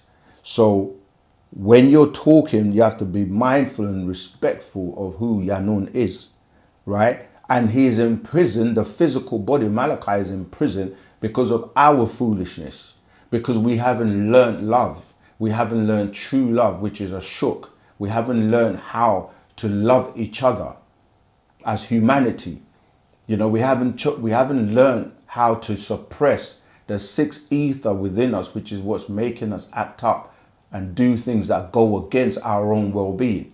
Most people can't kick basic habits because the sixth ether within them is ruling and controlling them, the addictions, etc., etc. So the test is for us to see if we have learned the lesson of love and unity, coming together to do one task, which is to free him.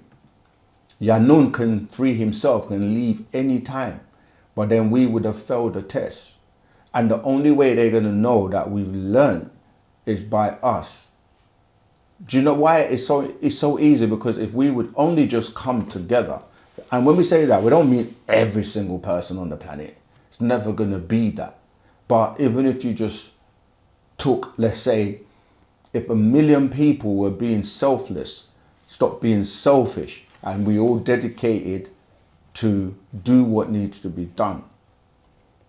I mean, I gave a class on Saturday and I was saying it, like, just a million people of 8 billion people on the planet, doesn't even have to just be Nagarus, but let's say 1 million people decided to give £1 every week, right?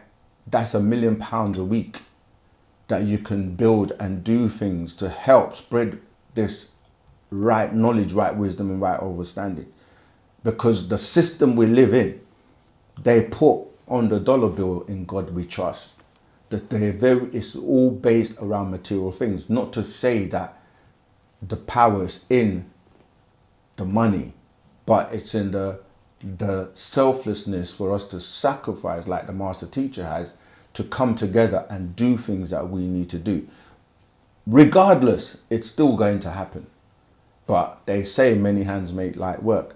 So many of us will do and give things like that are just destroying us. The amount of money like we would spend on absolute rubbish you could literally take a pound out of your pocket and throw it away every week, and it wouldn't really make a difference. But what I'm saying is the power to say, let's unite, let's do that. And this is not about money. I'm just using that as an example, because people only get money to get the things that they need. So if you have the finances to get the buildings or the land, to build the health centers, to build the temples, so that you can then help teach. We could do this every day, 24 hours a day. It's a frequency, or we say currency. Anyway, I'm spending too much time on it. I'm just saying it's easy to talk and say this and say that, but when it's to put you to the test, for you to sacrifice, to help humanity, and you said you're here, and it sounds like a lot of ego to me, right? You're here to protect humanity and to protect the children. But show us what you're doing or what you've done. Anyway, giving you too much energy. Let's move on.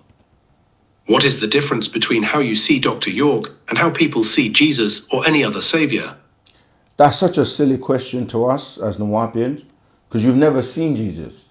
You're talking about a hearsay. You can't go to court with hearsay. There's no proof of Jesus. And let's just agree with the story. He came and performed miracles like on a live fish to feed people. They say he healed a few people, walked on water, turned water into wine. Then he died for the sins of the world. And that's it. And the world is still in sin. And none of that helped him or anyone. And now you are making up stuff that he's here. He's everywhere. He's a spirit, but he's a person at the same time. He's in heaven sitting on the right hand side of God, but he's on the planet of this. Make it make sense. So when you can't compare something that doesn't exist to someone that is here real. I've touched him, ate with him. He's a real being. He's a real God. You see what I'm saying? So when you say, what's the difference? What has Jesus done for you lately? Not what you've convinced yourself in your head, in your mind, in your thoughts, to say, yeah, it's Jesus, yeah, it's God, when you did it yourself. It says in the Bible, it's only given to man once to die. But yet there's supposedly people that came back from the dead, like Lazarus and Jesus. So where are they? Why can't we see their physical being? The master teacher is here physically, going through everything physically. The sacrifices, the torture, everything. He's going through it right now. So when you say this, it's like, how can you compare something that exists with something that doesn't exist? They say you can't compare apples with oranges. So that equation doesn't even make sense. This is what we're trying to tell people. We're here to break the spell. That spell of the way you think, that it's not supreme. It's very ether based. You see, so let's go with the next question. Hi second, this is 7. I taught myself to play the I'm piano. reading that same question right now, but go again. Hi second, this is 7. I taught myself to play the piano. Please recommend a song to learn using our 3 keys that activate us. Oh, wow. That's good. Teaching yourself how to play the piano, because music is something, and an instrument is definitely something that a master has recommended for us to do. There's so many songs. Okay, let me, because I'm into music myself. This might sound crazy to you, but there's only really one song in the world. Meaning that, as you say, you know music, right? When you take the scale, we were reading a bit of that when we were talking about the FAC. You take a scale, let's make it simple scale, like C major scale, which has 7 notes, A, B, C, D, E, F, G.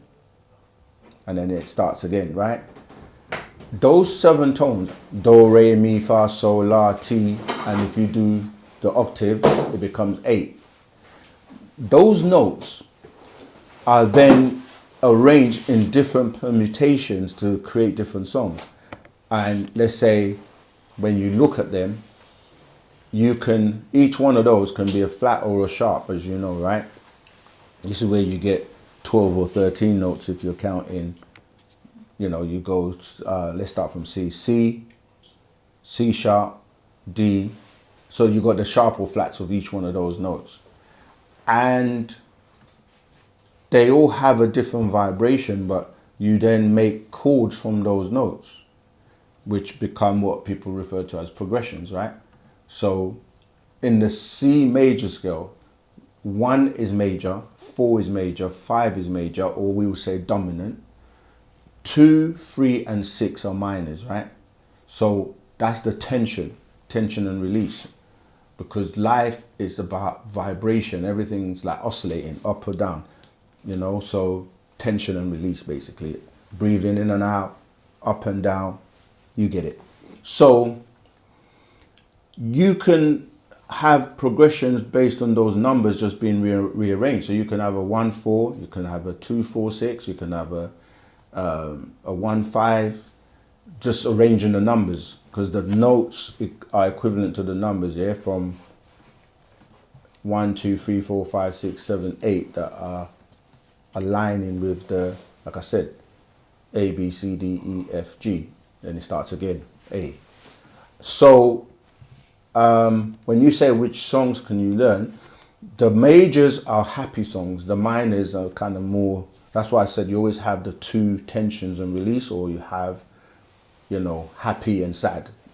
Because emotions, you have positive emotions, happy emotions, and you have sad emotions, or, down emotions. So songs are just a set of progressions using those tools. So if you want to say there's so many songs. You have to think about your favorite artists and the artists that, give you positive songs. So I like Anita Baker. She's got some great songs. Whitney Houston's got some great songs. There's just too many for me to say. But if you want 3, I've given you 2 already. One more that I can give you. Gosh, it's hard. Michael Jackson's got some good songs. So yeah, learn more than 3 songs. But if you want to use FAC, just learn those songs in those 3 keys. What was it? Please recommend a song to learn using our 3 keys that activate. That's interesting. That I said that without even realizing it. But if you look at most of Whitney's songs, they were in the key of A. So that's A already. Like Greatest Love of All.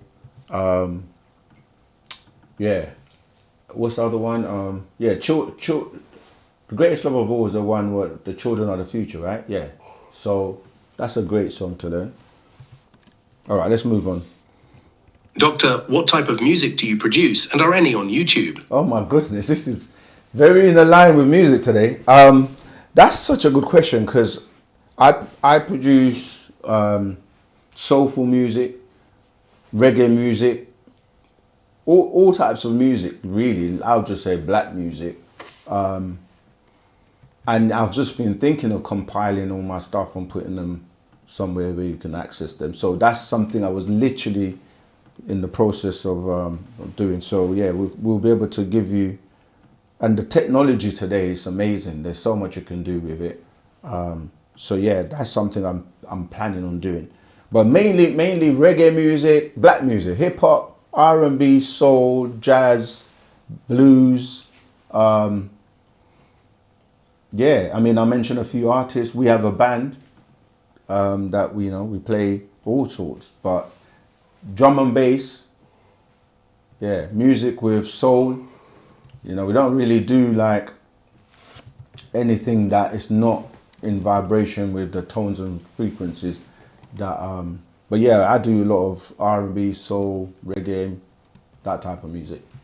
All right, next question. Why is Antarctica the one thing that all the countries agree on not to step foot on? I don't know where that agreement is. Where does it say that? It's just that people are restricted from going to different aspects of it because many things are being hidden from people. And, you know, some people have gone there. They're allowing certain people to go there. And, you know, there are lots of extraterrestrials and crafts and many things that are hidden there that are now starting to be exposed. So it's not everyone that agrees. It's just that those in power, especially the United States government, are in control of most of what is allowed or not allowed there. So, but you know, we've given you an update before where the master explained about the 144,000, or those that, well, not the whole 144,000, but those who will receive their barythry gland will be taken there. And we have ancestors there that will help to reinsert these glands. So if you know how, you know how to get there. It's just like Shambhala. Not many people can go there, but there were entrances in many different parts of the planet. You know, the pyramids in Giza were one of the many entrances. The master wrote the book Shambhala and Agartha many years ago. And he gave you the drawing, the entrances and everything. And he's been down there. Rama lives down there. If you know who Rama is. If you've been following and you're studying, the master goes there, has been there many times. Man from planet Risk goes into it. Can't find, oh, here you go. No, that's not it. There you go. Yeah? So there are many entrances and you have to be invited. Even like, it's like Mount Shasta. You know, you have certain meetings, you know, like how you have the G7, G8 and all of that. You also have like the Intergalactic Federation meetings that different representation from the different galaxies are invited and attend. So you can't just walk into a G7 or a G8 meeting. You know, you have to be invited and there's tight security. So it's the same when it comes to Antarctica. It's like, yeah, if you don't have any business being there, they won't let you in. All right, next. How can I begin in my journey of manifestation? Get the book. Get the book. Fast Track Your Spiritual and Conscious Journey, because it tells you exactly how to do it in here. See, manifestation is not as simple as people make it in terms of, they say, what's the word they use? They say things like positive thinking, because if it was just you thinking something and then it manifests, everyone will be able to do it and everyone would do it. And there are people that don't manifest positive things. You know, there's always that mind that wants negativity or wants to use something positive for bad or disagreeable. So it's a bit more than that. It deals with your intentions. It deals with alignment with the universe, and it deals with alignment with, in terms of what you're trying to manifest. Is it going to bring chaos or positivity in terms of the bigger picture? You follow? So some people want to just manifest things based on selfish aims. You know, I want this, I want that, I. So it's a bit more deeper than that.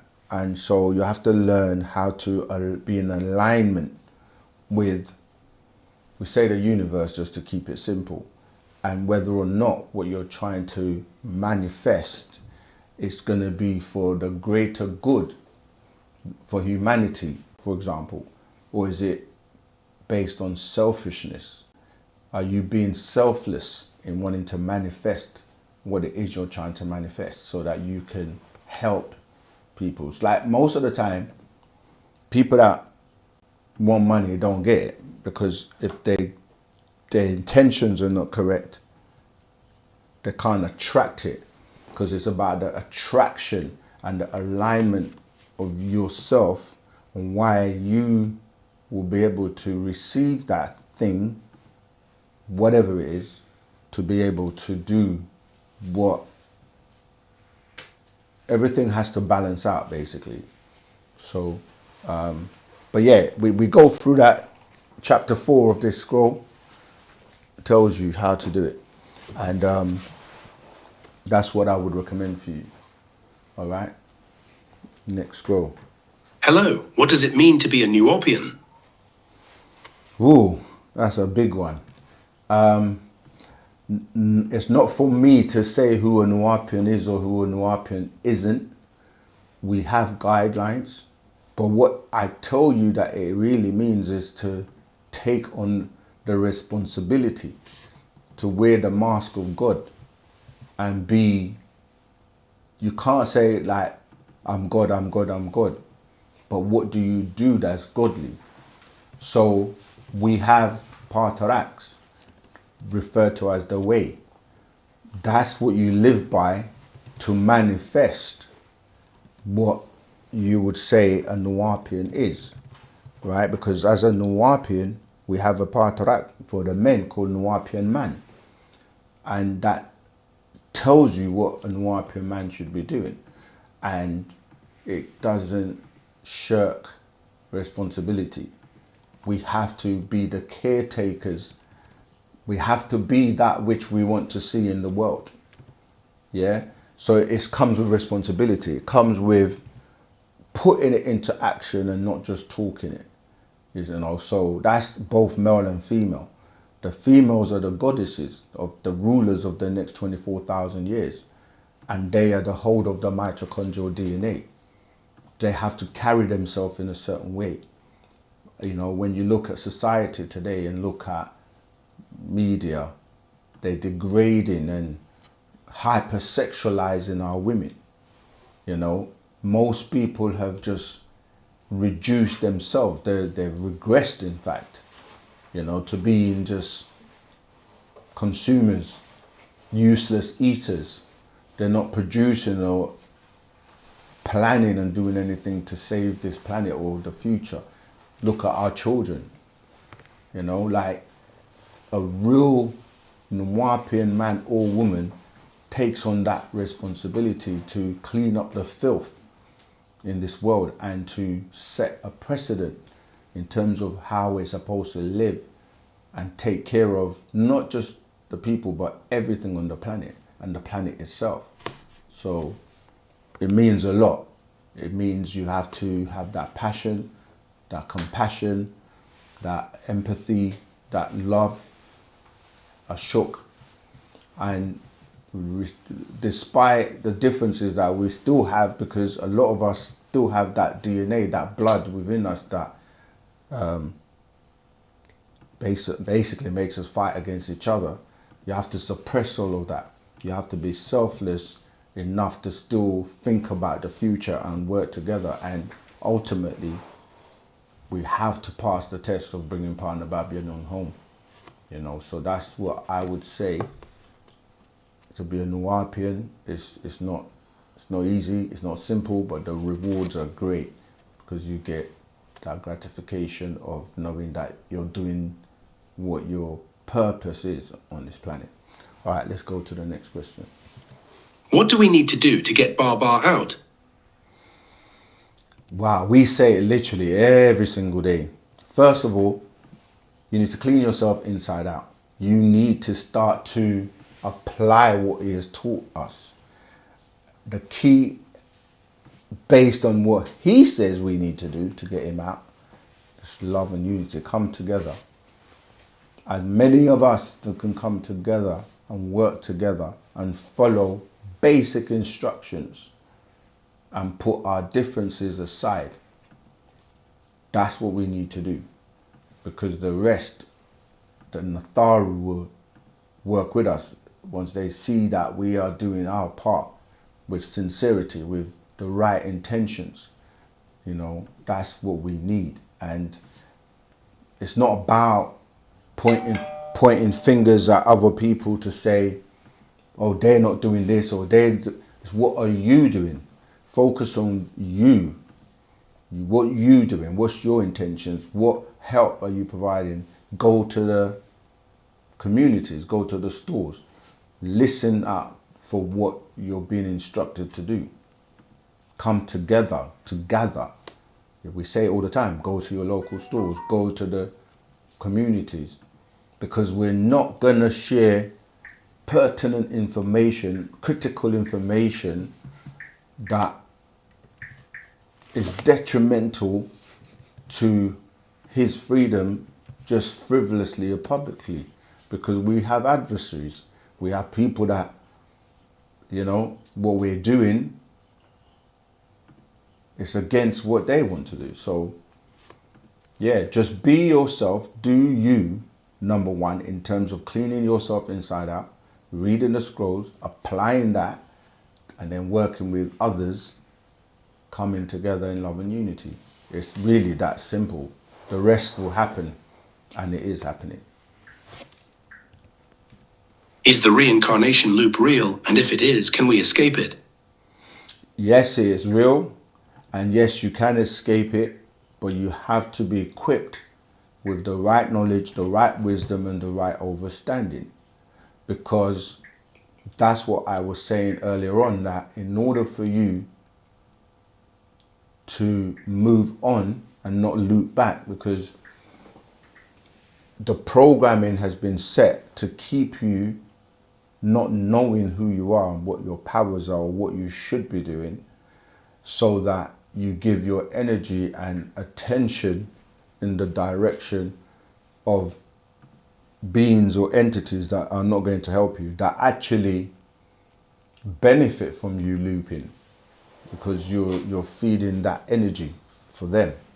So when people are crossing, they go towards the white light, because the blinding light of religion has taught them that the light is good, you know, but there's light that can blind you.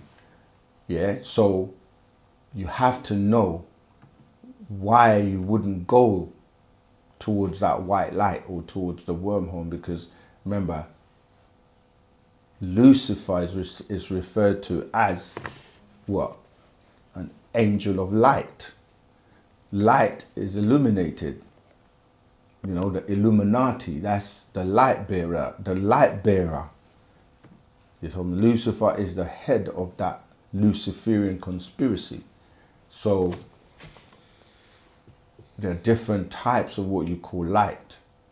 And so you have to learn Wu-Sabat, part of that, actual facts, master secret, follow the guide, so that you will know when you get to that point that you will not loop back and come back. You're going to transcend and go higher to the higher realms.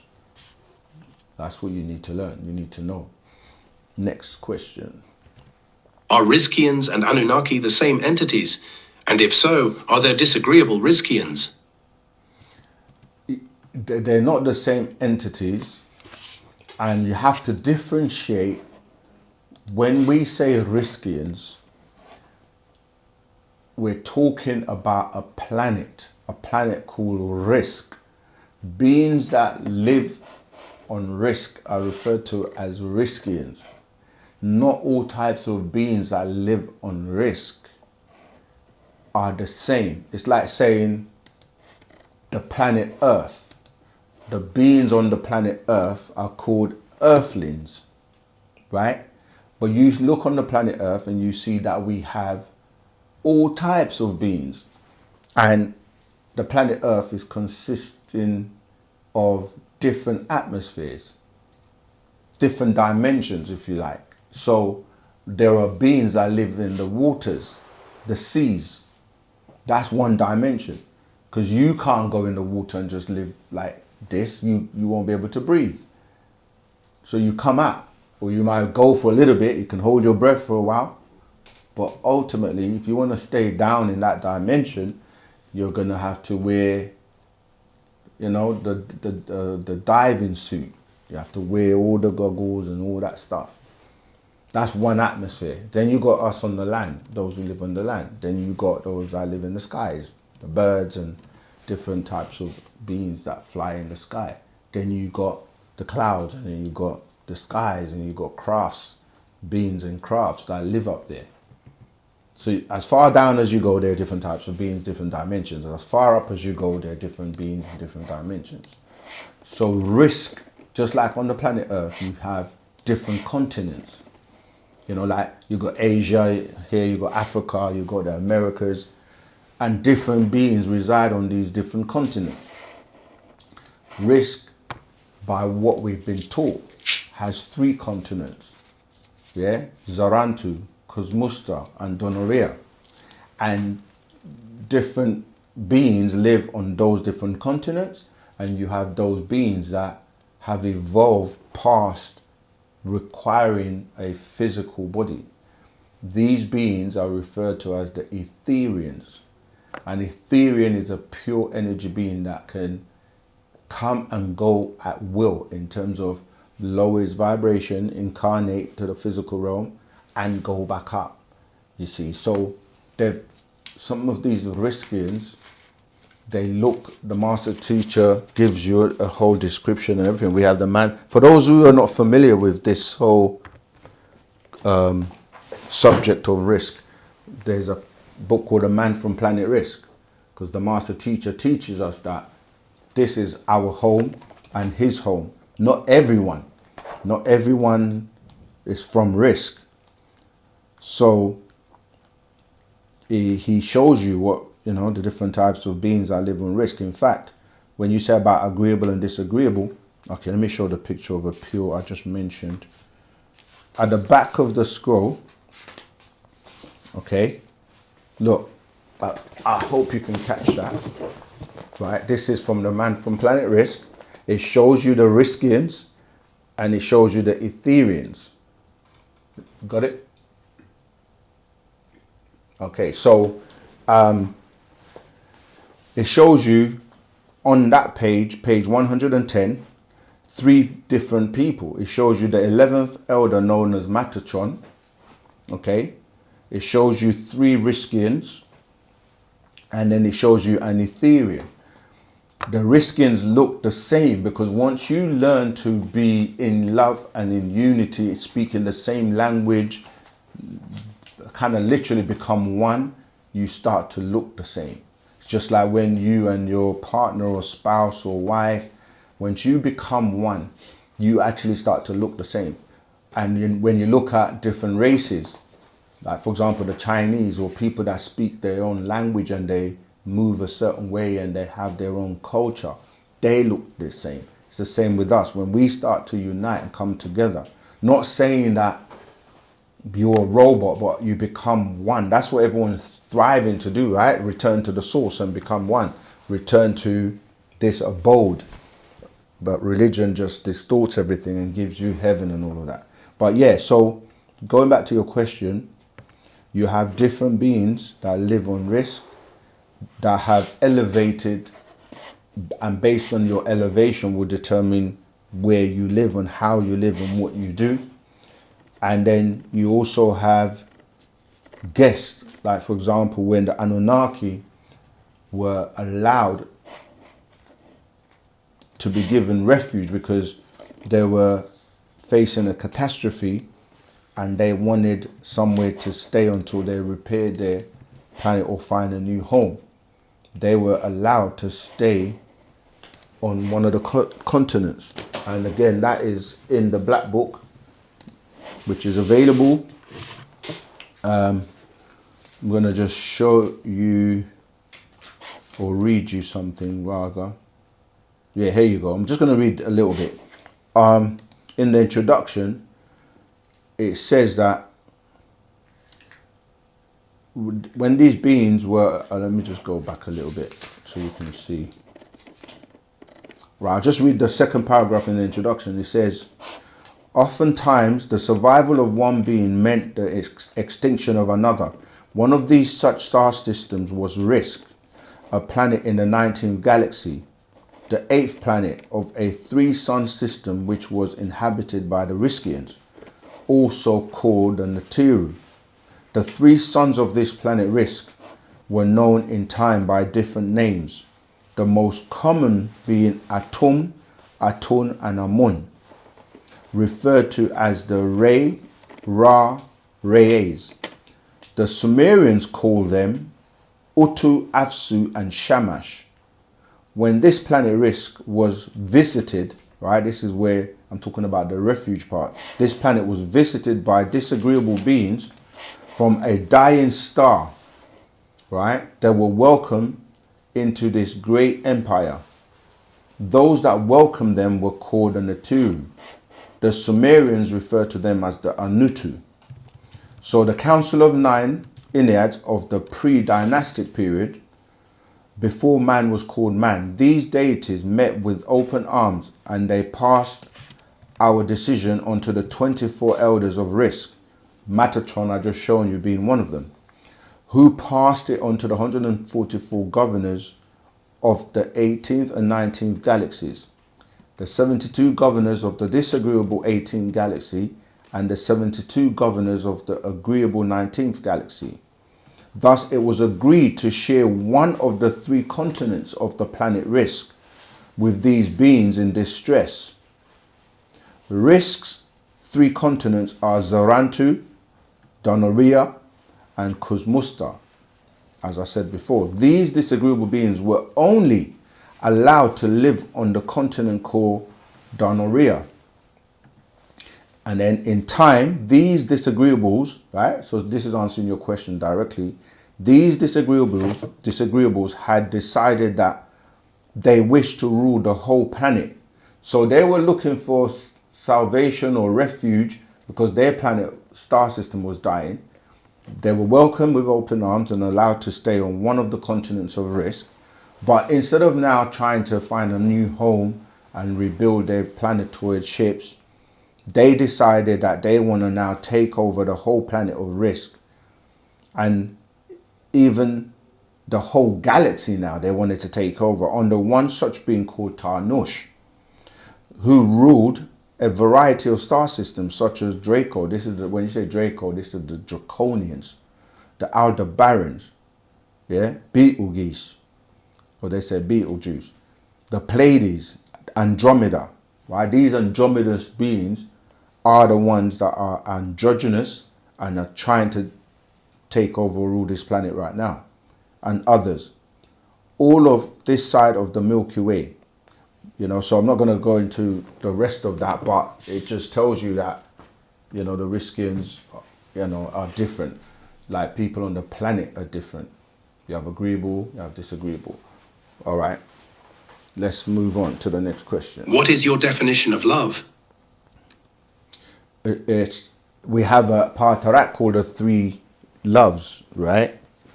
And it's not my definition. I'm going to see if I can find it. Yeah, here you go. I think that's the one.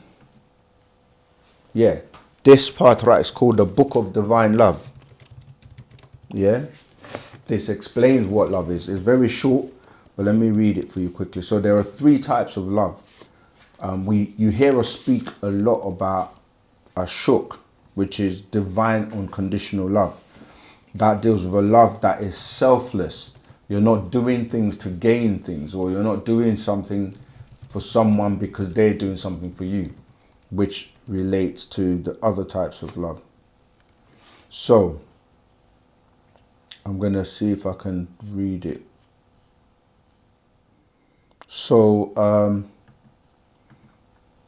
okay. So it says, when you all look towards the sun looks at you all. This is Ashuk. So that's love. When the sun, that if without the sun, we would cease to exist, or most of us on the planet or the surface of the planet. And he says, when you all touch the water, when you touch water, she touches you back. She touches you all. That is Ashuk. When you all walk upon the soil, it receives you. It's like people take the floor for granted because you step on it every day. But without the floor, where would you be? How would you stand? You can't fall off the floor, can you? But that is a shook. It says, when you all drink juice, it nourishes you all. That is a shook. When you all call us, meaning the Natharu, we respond. That is a shook. All is. Then it goes on. 1. Divine love. And just what is divine love? And how will you all feel divine love?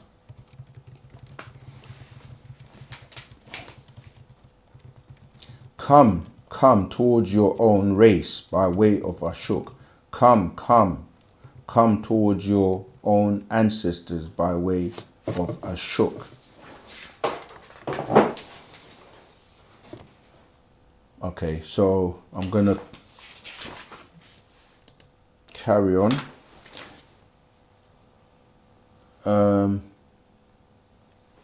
Basically, it's talking about, it is not, let me go back to, okay, here we go. And what, sorry, my copy is a little bit,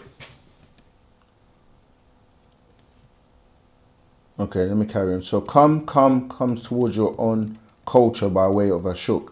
Come towards you all's own family by way of Ashuk.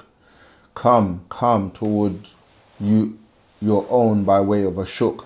Come toward you all's own salvation by way of Ashuk.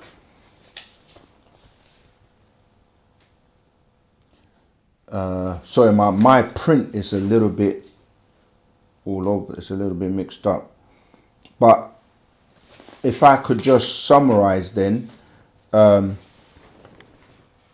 this is the book of divine love, but there's another one, the 3 types of love, which is the one I was trying to find. But to answer your question, you have a love, the love of things. Put it like this, material things, right? You have the love for people, places, and things, and then you have the love for a mate, the love for your children. Then you have the love, which I just read, which is really dealing with Ashuk, which is unconditional love, and the love that it's for humanity, and it's not for gains. It's not that you're doing it because you want something. Because most of the time people say, I love you because you're pretty. I love you because you cook for me. I love you because you make me feel good. I love you because, there's always a condition to the love. So then there's the lust, the type of love that is conditional. Everything is based on what you're gaining.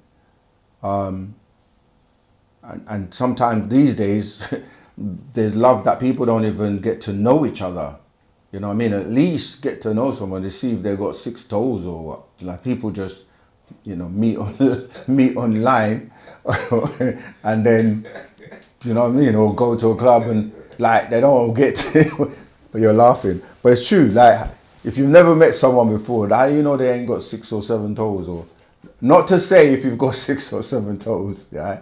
I'm having a go at you. I'm just saying like people don't really spend time to get to know each other, know, what their blood types are and how they are in certain situations. It's only based on material or fickle love.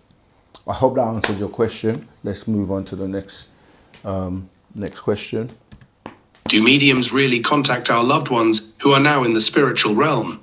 Can you contact people in the spiritual realm without the gift that mediums have?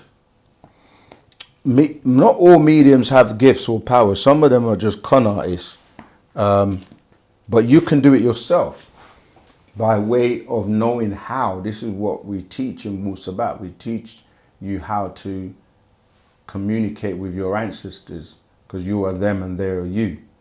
Some mediums have gifts, but you have, unfortunately, the majority they exploit people.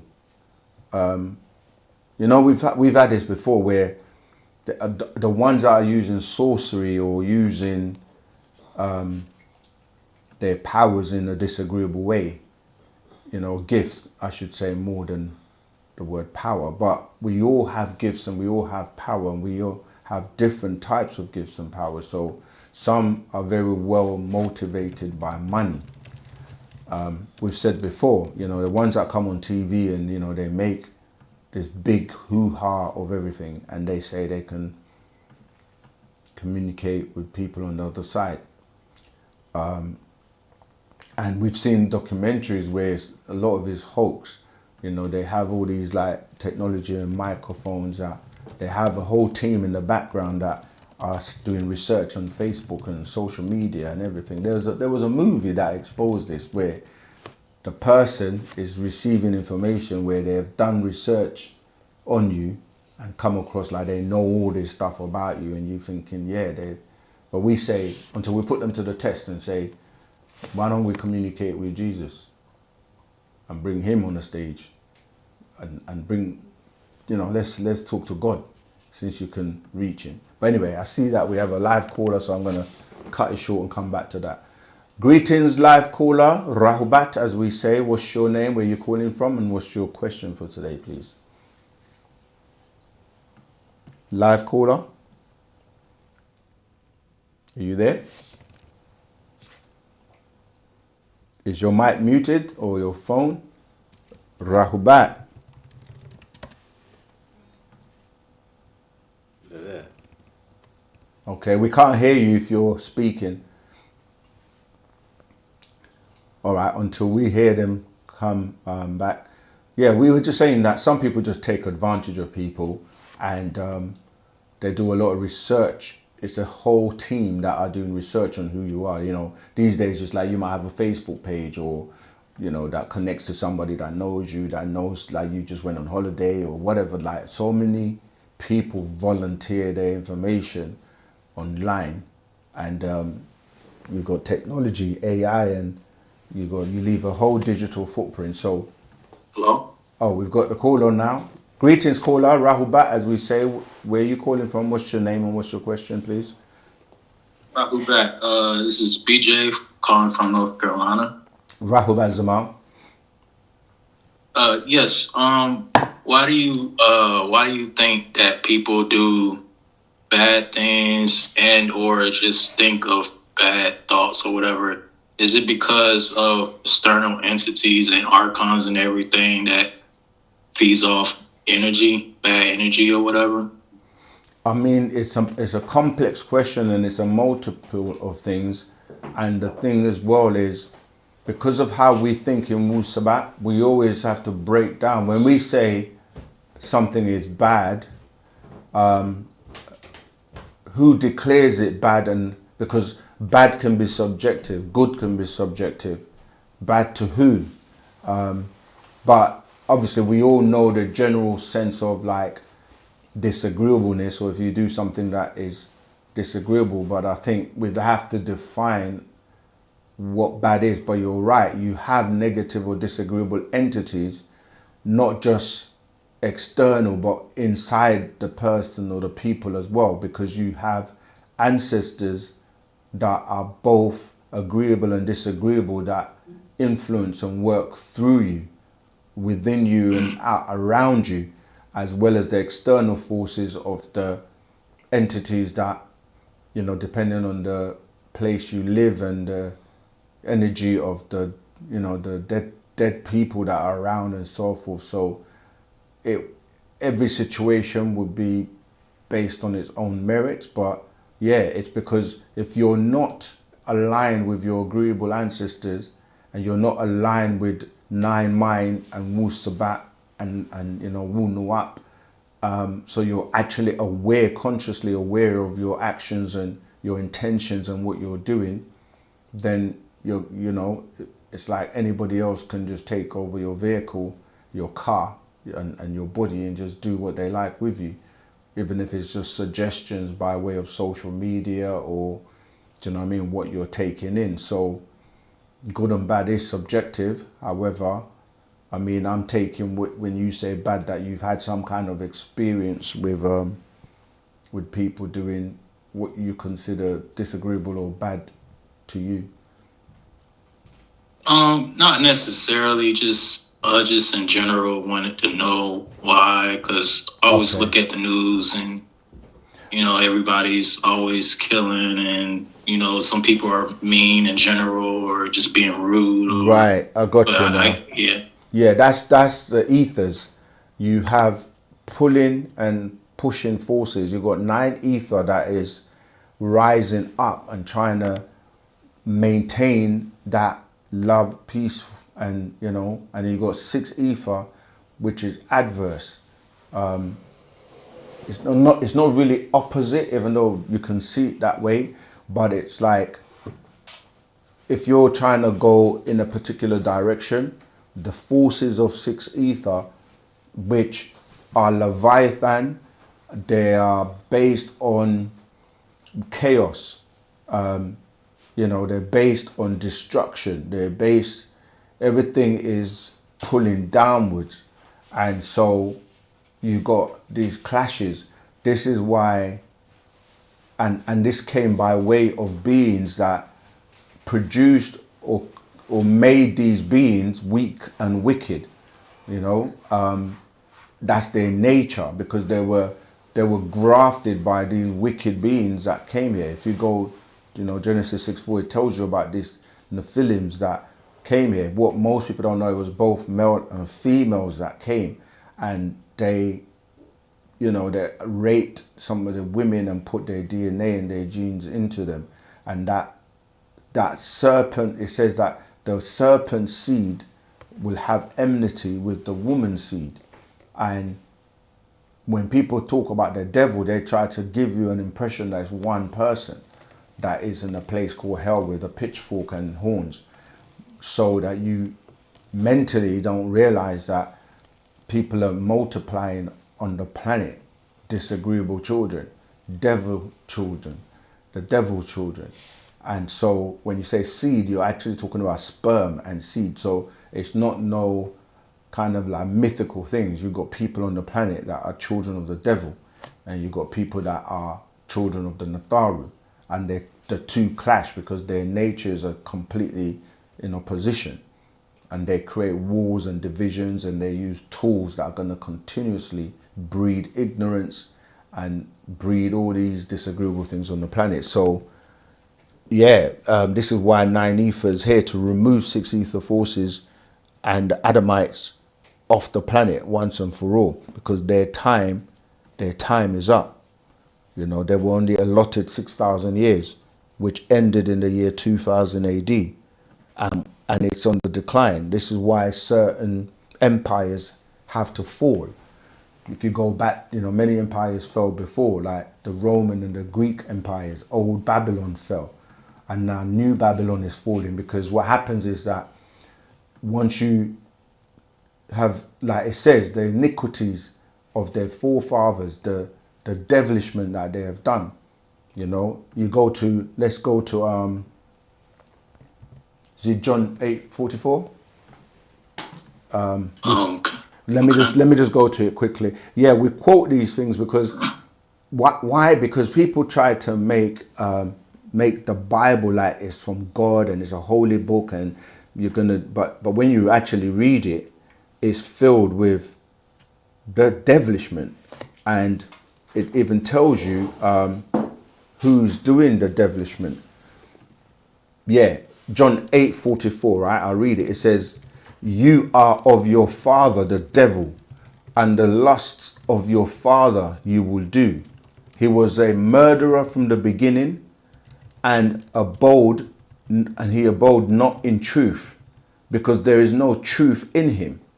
When he speaketh a lie, he speaketh of his own, for he is a liar and a father of it."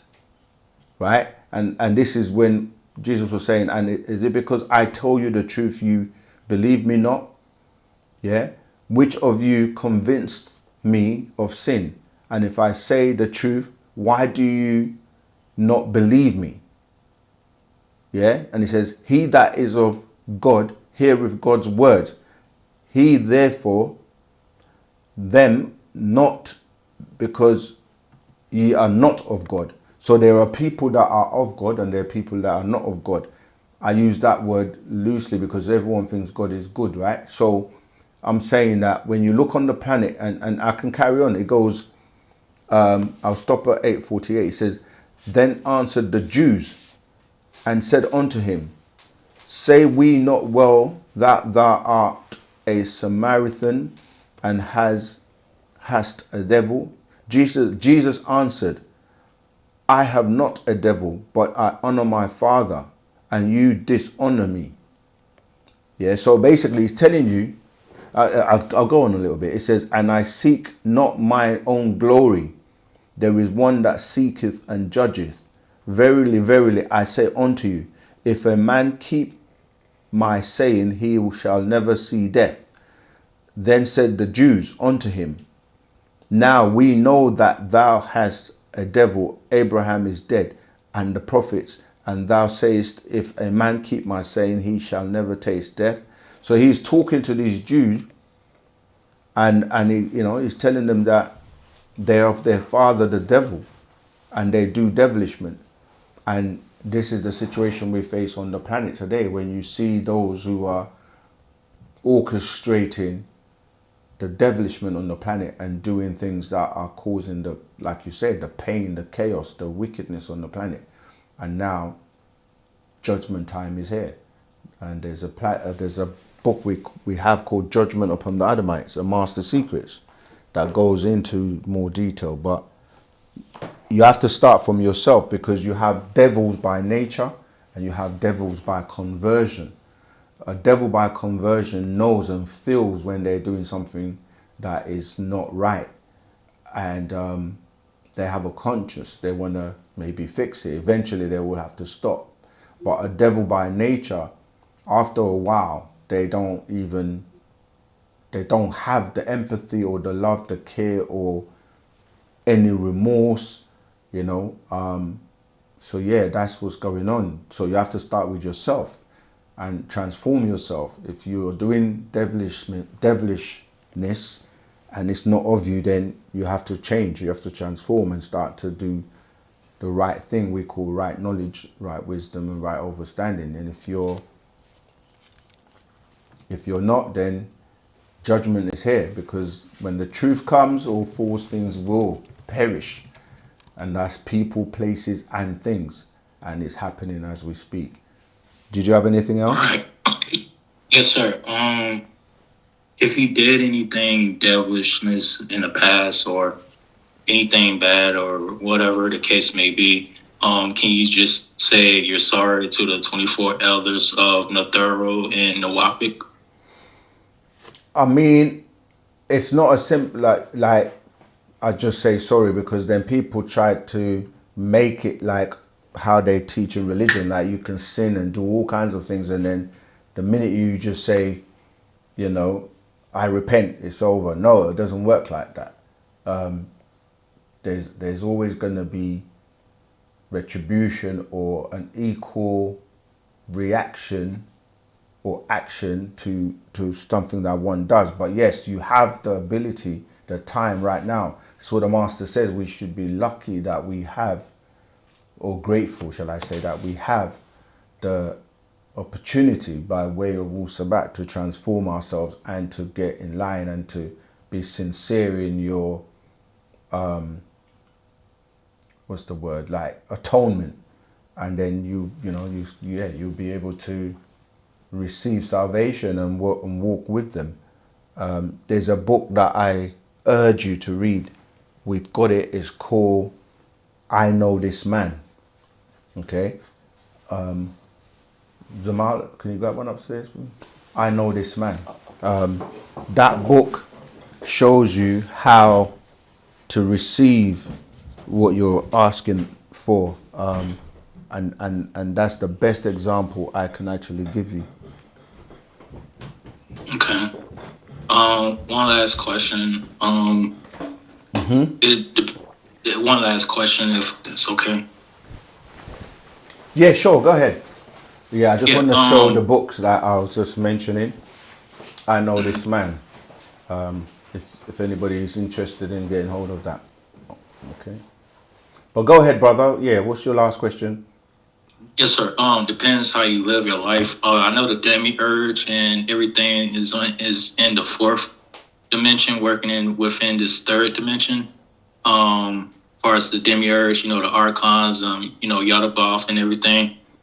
Depending on how you live your life, will you see, if you live your life bad, will you see bad entities before you transition and then you come back, or you live your life good, then you'll go to the higher realm, good realms, fourth dimension, fifth dimension, etc. Yes. Good entities. Okay. Yeah, it does. It does align. But like I said, it's not just good and bad. It's also what you achieve as in, we've got many things to achieve in terms of our purpose. It's also about your intentions. It's also about sincerity. But I know you can probably amalgamate all that into good. But yes, this is why it's what you sow, you reap, and what is how you live, that the experiences you will have in the other lives, experiences will also align with that. Okay. Yeah. So there. All right. I guess that's pretty much everything. Is the Natharu the planet? Is it a planet like far as Natharu, or is it like a realm?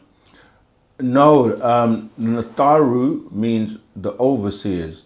They're beings, but they do live on different higher abodes or realms. Okay. Yeah, but Gotcha. but that means the overseers. They oversee and manage. They keep records of good deeds, bad deeds, and what happens to you once you're transcending from here. Right. Gotcha. All right. I guess that's all my questions. I appreciate it. No problem. Yeah, just read the scrolls if you can. The 24 Elders is another one that I would recommend that will help you in terms of preparing for the afterlife. Right. Yeah. Gotcha. Thank you. You're welcome. We doing? Oh, okay. Yeah. We've come to that time. We have to land the craft. Want to thank everyone. We appreciate, love you all. Without you, we wouldn't be doing this, because it's about each one teach one. It's about us spreading Wu-Sabat. Wu-Sabat is the future. The master teachers coming home. We have to do what we have to do to come together in love and unity. All those on TikTok, everyone on the YouTube, social media, and all the other platforms, Instagram,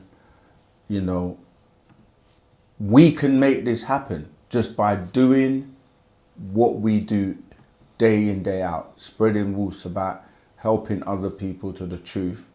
Your support means so much to us. So when you like a video, when you comment on a video, when you share a video, when you subscribe, when you support us in any way, shape or form, no matter how big or small it is, we ultimately appreciate, love you for that. Do your research. Don't believe us. Do your research. The master says, don't believe me, check it out. Find out who the master teacher is. Get that personal relationship with him, yourself. You can do that through the books. He can come to you in your dreams. You can travel and meet him. It all depends on you and how spiritual you are, how connected you are, how aligned you are. What are you doing for humanity? Wu-Sabat is real. There's nothing real as real out there. So yeah, we want to just say Ashuk, which is divine love to every one of you.